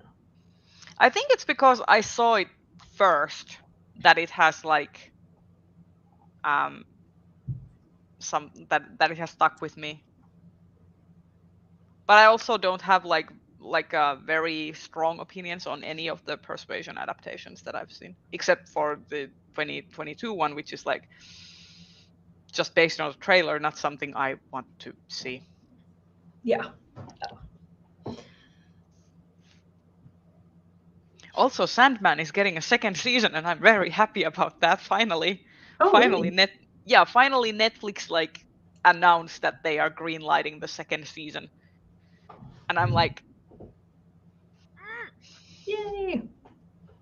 So, but like the what couple of months that they were just like pulling the strings, How like did they not us just greedy renew it puppets automatically? Like, yeah, I don't get it. it was like Sandman was like for months on end. It was like the most watched show on Netflix. Because it's Netflix and they just love to cancel the things that people actually like. Yeah, Yeah. which sucks. So I have this fear that if I try to like get my Chengdu membership, that the site is just not gonna work. Or that I have to pay for something because I'm like, I'm not paying for anything. I just want to I- be able Only to. in site selection, so you shouldn't have to. Yes, exactly. I shouldn't have to. And I don't want to. So my Did you fear already is, manage to get your membership, Kelsey? Yeah. Yeah, all I did was I went to the login and I gave it the email address that I used to vote with, and they sent me the login link. This is what I'm worried Okay. about because my email address gets fudged all the time. I've had it transferred incorrectly in previous site selections, and I've had to contact people to Yeah. straighten it out. And there's no way I'm going to be able to do that with Chengdu. This is what I'm kind of afraid of as well, because Have you the tried? no, I can't not because yet. I can't even access the website. That's why I Right, want to try right. logging in. I haven't tried yet. I'm gonna do that possibly tomorrow because I need to do that soon. But also like I'm kind of afraid because the email I don't usually use that email nowadays. I've switched to using another one. Mhm. And the email that I used for the site selection in Discon is one that is like it's Finnish. Basically, it's a Finnish term, and I'm just afraid that if they have like managed to like copy it like incorrectly or something, that there's gonna be a typo there somewhere, because it's like a word like that has way too many plosive consonants in comparison to vowels. We'll figure it out though. I got to go look up the instructions of how other people have accessed the website and hopefully Yeah, same. figure it out. I mean, I can't believe that file 770 has like done like coverage that I have been like valuable coverage. I don't normally frequent that site or even enjoy their takes. I haven't read file 770 in years until I was looking up Chengdu stuff. So yeah. They're on my grudge spreadsheet. Well, particular people affiliated with file 77 are on my grudge spreadsheet. Well, they have this weird tendency to kind of get really personal when talking about like people in the community, like or rather commenting on, for example, reviewers or specific people who are like vocal in the community. They have they have a tendency to get a little bit like personal and unprofessional, which is like obviously not great. Yeah. Also, Kelsey, I received your bracelet and I got compliments about it at work. Ooh, yay! I'm was- so glad it arrived eventually. It arrived. I didn't even have to pay customs for it because they were like, "Oh, it's a present. I guess you can have it." That was nice. It was just under the threshold where I would have had to pay customs for it. Oh yay! My grudge spreadsheet is more of I carry grudges. I much like Reese Witherspoon's character in Big Little Lies, I nurture them like little pets, and sometimes I need to remember why I don't like someone instead of it's just like, are the vibes just wrong or did they actually do something? When like sometimes like I am like sometimes just the vibes are off and I'm just like, okay, I'm just gonna like mute or block them and move on and like not worry about it. But then some it's like, oh no, I remember this is a person, this is an author who's like really shitty about reviewers and like sick their fans on people. Right. I need some organized system for remembering these things because you see you can also drama put like about people and then you forget whether the drama was like, whether there was anything to it or not. Yeah, and I feel like that's how Elizabeth Bear has like managed to avoid accountability for so long for race fail, among other things. But yeah, like, and like there is a column in the spreadsheet for like, did this person apologize? Because like I do want to know, like, are they trying to like make amends and grow as a person? And you know, like sometimes they do, and other times they don't, and it's just And a way other times they what's the word? Like double down. Oh yeah. Mhm. So yeah, it's just a way for me to remember. I particularly dislike when like there is a person where like I have the faint notion that I saw something particularly distressing or incriminating about this person in the past, and like I don't remember what it was and or when it happened, and I can't find anything. So like I don't know if I should read their book or not. I mean, and like sometimes like people will delete things and like try and rebrand, like what happened with Sam Sykes, where he got called out as being a sex pest in I think 2020. It was like during the Mike Cole, Paul Kruger time, and people are like dropped by his publisher, right? Yeah, he got dropped by his publisher and his agent, but he's like come back to Twitter, and like people will like, I'll see people retweet who like aren't in the SFF space because he'll like do jokey Twitter posts and stuff, and it's just like, maybe don't do it. I mean, my favorite take during that whole thing. I don't remember which Twitter account it was that said it, so I can't like have I don't have a source, but I remember laughing about it, and I remembered when I was reading the Astounding book by Alec Nevala-Lee, I remembered this take because during the whole Sam Sykes thing, someone said like, I guess nowadays we would also cancel such greats as Asimov for being sex offenders, and I'm like, yes, yes, we That is why I will never read Asimov. Yes, correct. We most definitely would. We have done. Or it's like why a lot of people like don't recommend Marion Zimmer Bradley anymore, even though for like a certain generation she was incredibly formative.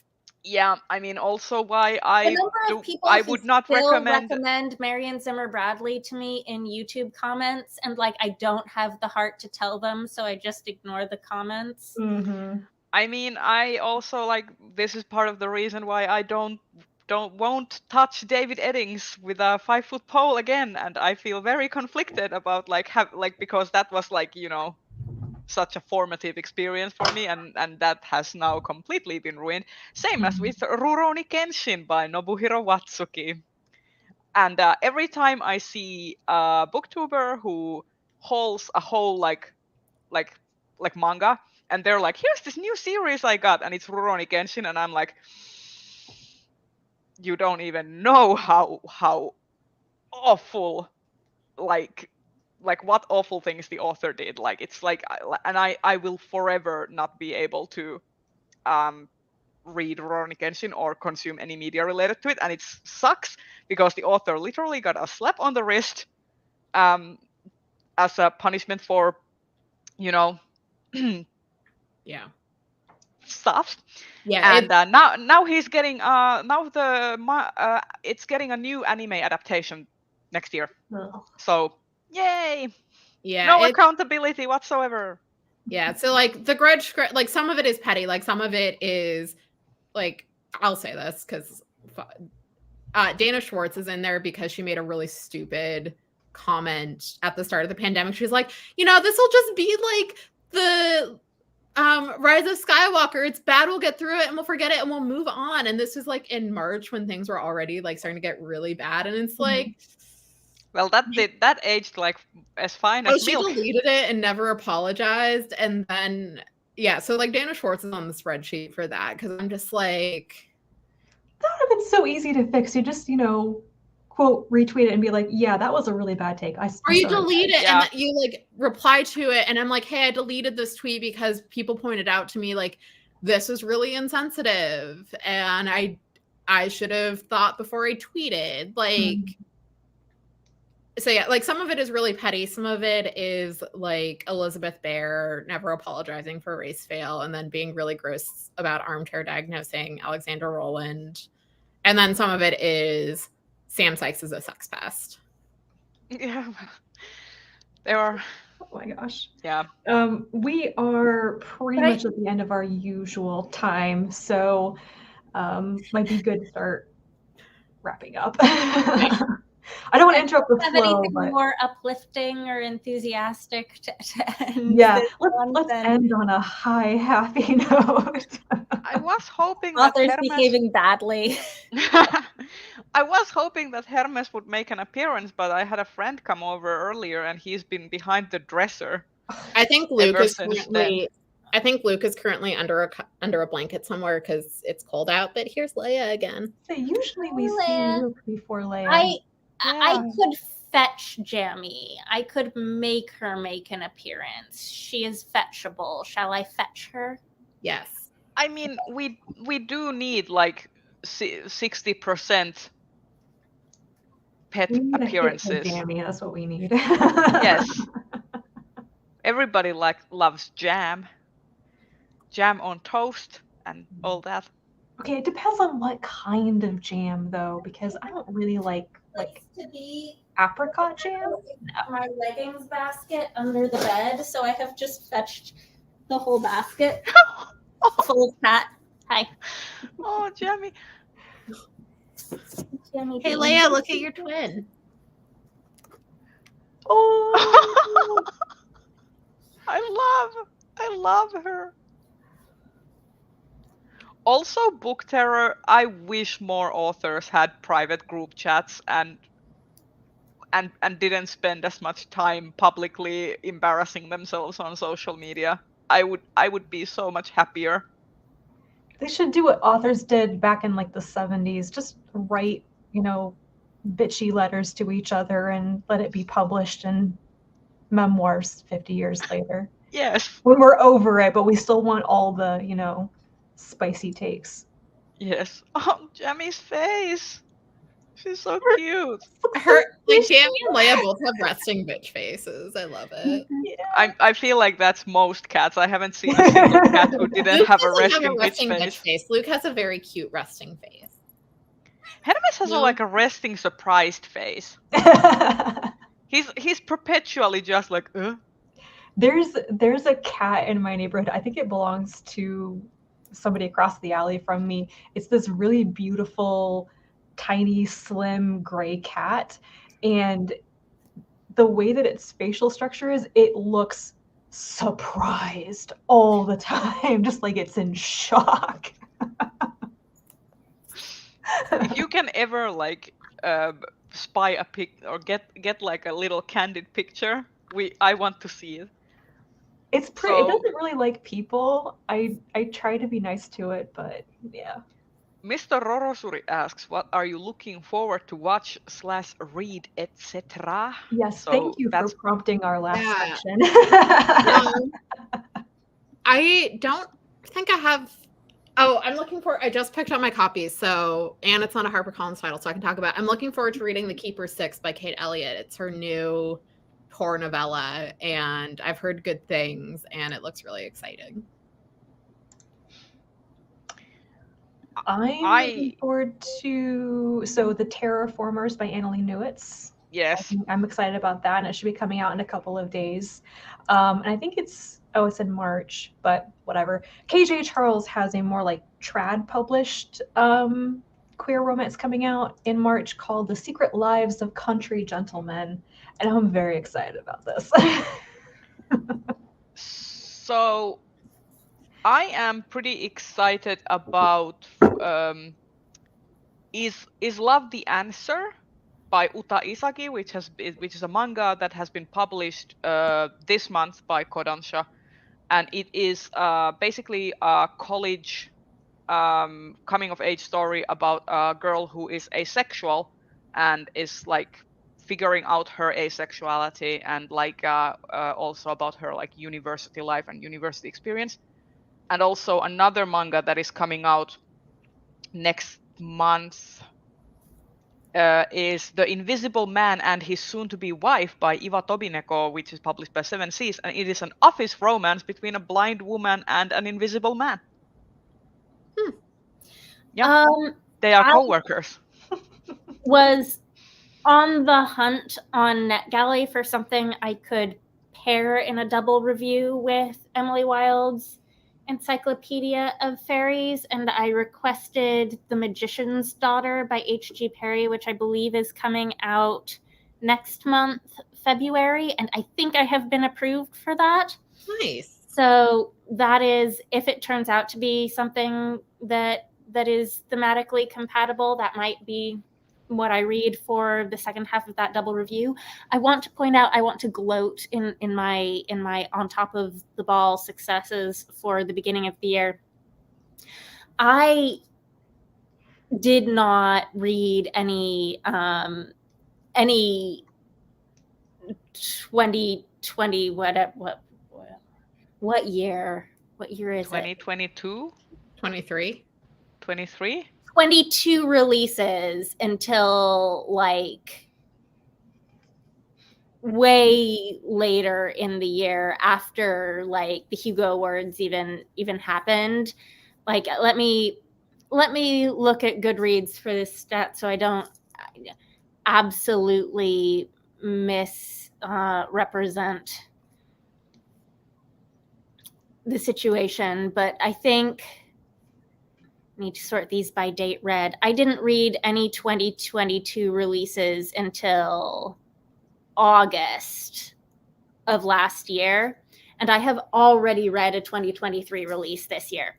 So nice. I am so far ahead of my own standard for reading new releases right now. If I stay like this and actually read like a new release per month, I will blow myself away. This is not how I normally roll. So I am enthused for reading new releases in the new year. I mean, kind of the same. I feel like I'm way more excited about 2023 releases that I know about than I was for anything in 2022. And maybe it was just a mood thing, but I'm looking at things going, wow, I cannot wait this year. I kind of have that same thing and this year I've been also like seriously tracking like new manga releases as well. And I'm really excited about a bunch of like new manga series that are getting published this year. Also, obviously, Delicious in Dungeon and Witch Hat Atelier are continuing, and I'm like, need my fix, because like especially Delicious in Dungeon, I have a feeling that series is gonna end soon, and I'm just like, how is it gonna end? Tell me. Smug. Leia looks so chunky. She is chunky. Yes, bitter medicine. Oh, yeah. I'm really excited for that one. Not like also the cover for Bitter Medicine for not in terms of content but in terms of vibe reminds me of the anime movie Wicked City. Like it has that same sort of early 90s anime vibe, which is also like excites me. Also, the new like John Wick 4 is coming out in about like in like March, and I'm already really excited about it. I can't wait. How many John Wick movies are they gonna make? Are they just gonna keep going until? I don't know how many they're gonna make. I am gonna keep watching them for as long as they're good. They've been good so far. What? I have never known what they're about. What are they about? Guns. Is it too much of a tangent for this late in the show? What the heck is John Wick?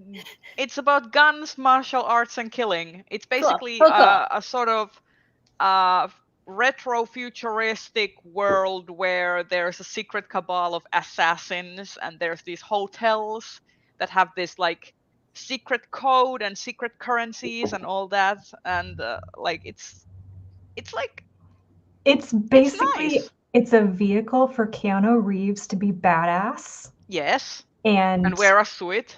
And be Keanu Reeves. And does he get another dog?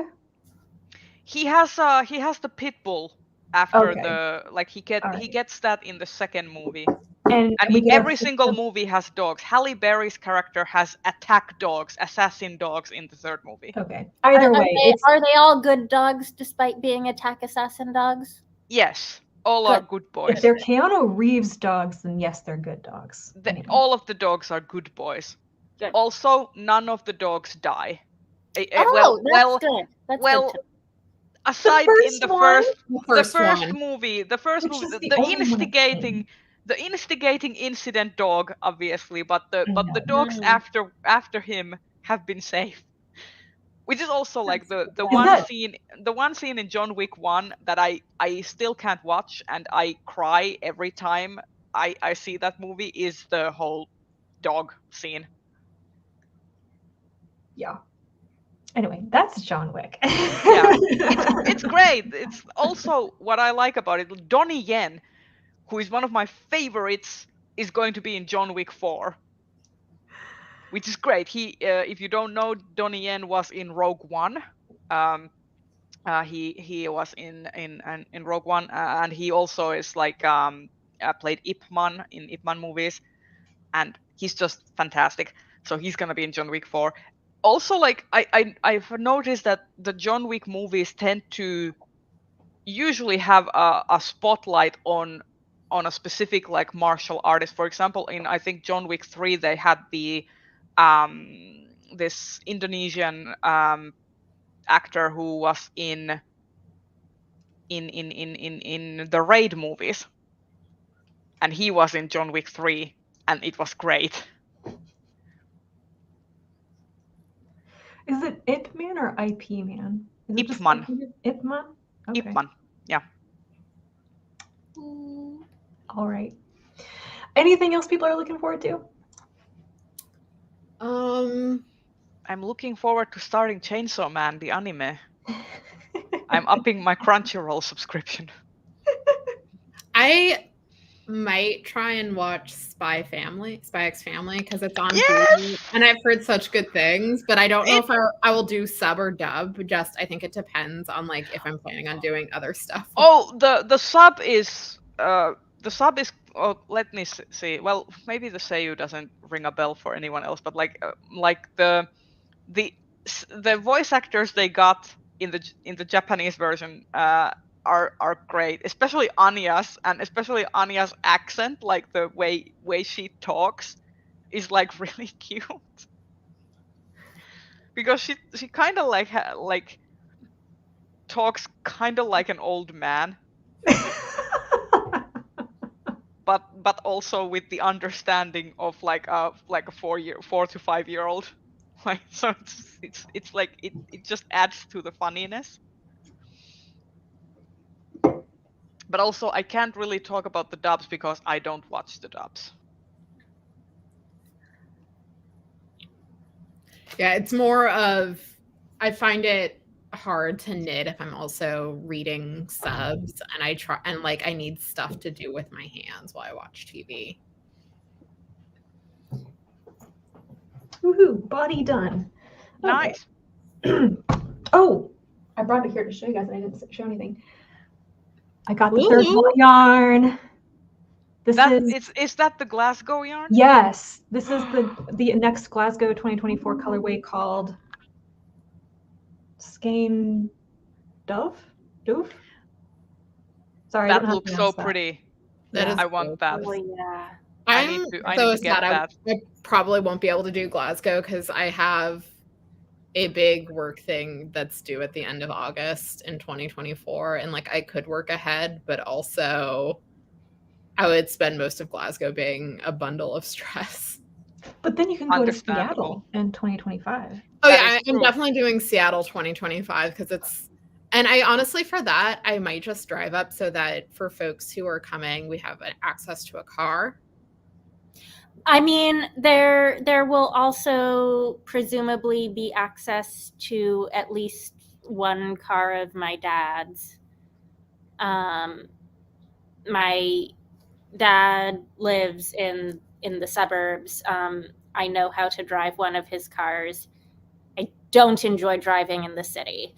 I have a driver's license, but I will not be driving in the United States.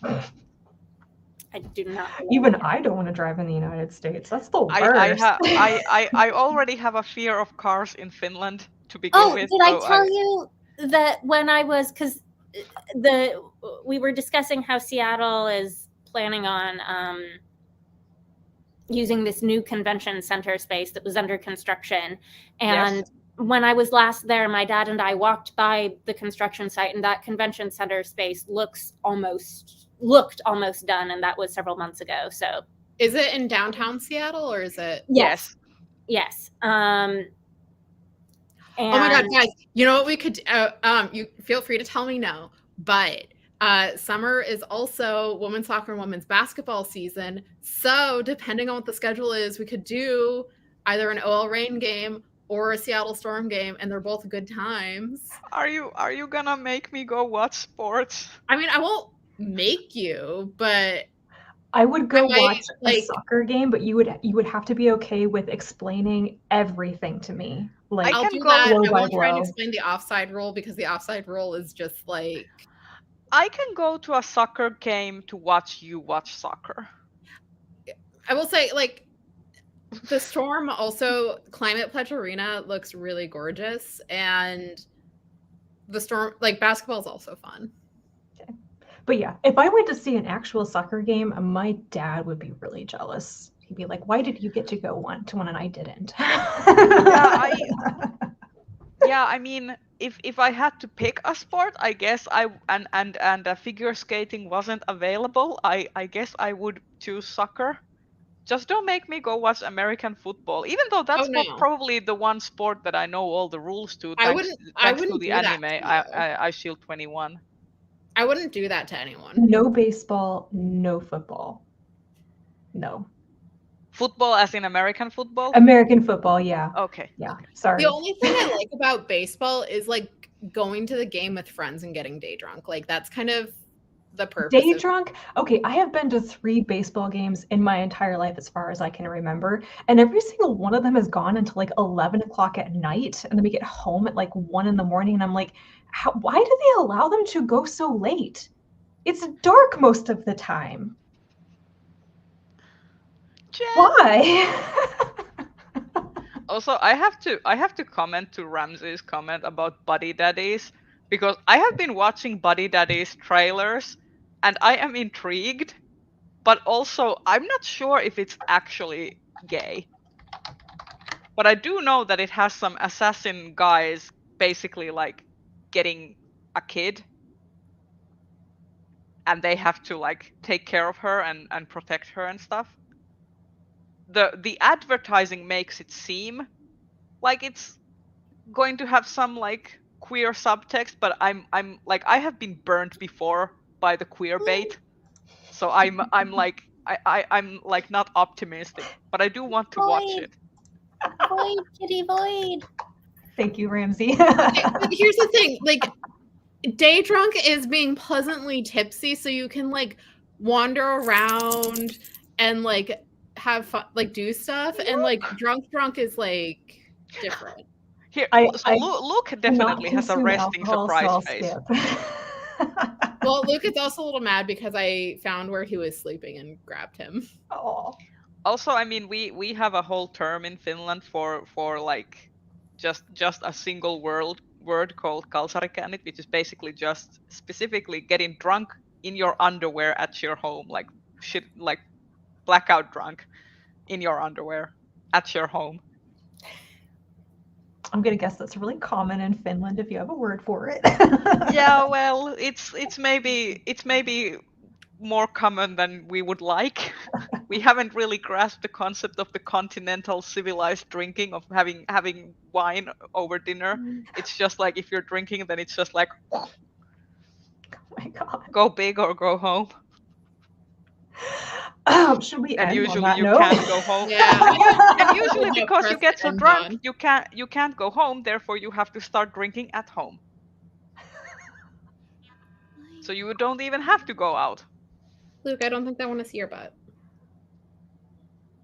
Oh my goodness. Okay, I think that's probably enough from all of us this month. We've been a hoot this month. What do I you mean? know. We So had many some candidates. post-holiday Zoomies we had to get out. Yes. Okay. Well, thank you everybody for joining us. We will be on Reija's channel in February. There is a little schedule in the description of this live show for the next couple of months if you're curious where we're going to be. And yeah, we'll see you guys later. We will keep you posted about the date for the next show Yes. when Yes. we know. Check Twitter. Alrighty. Bye. Bye. Bye, everybody.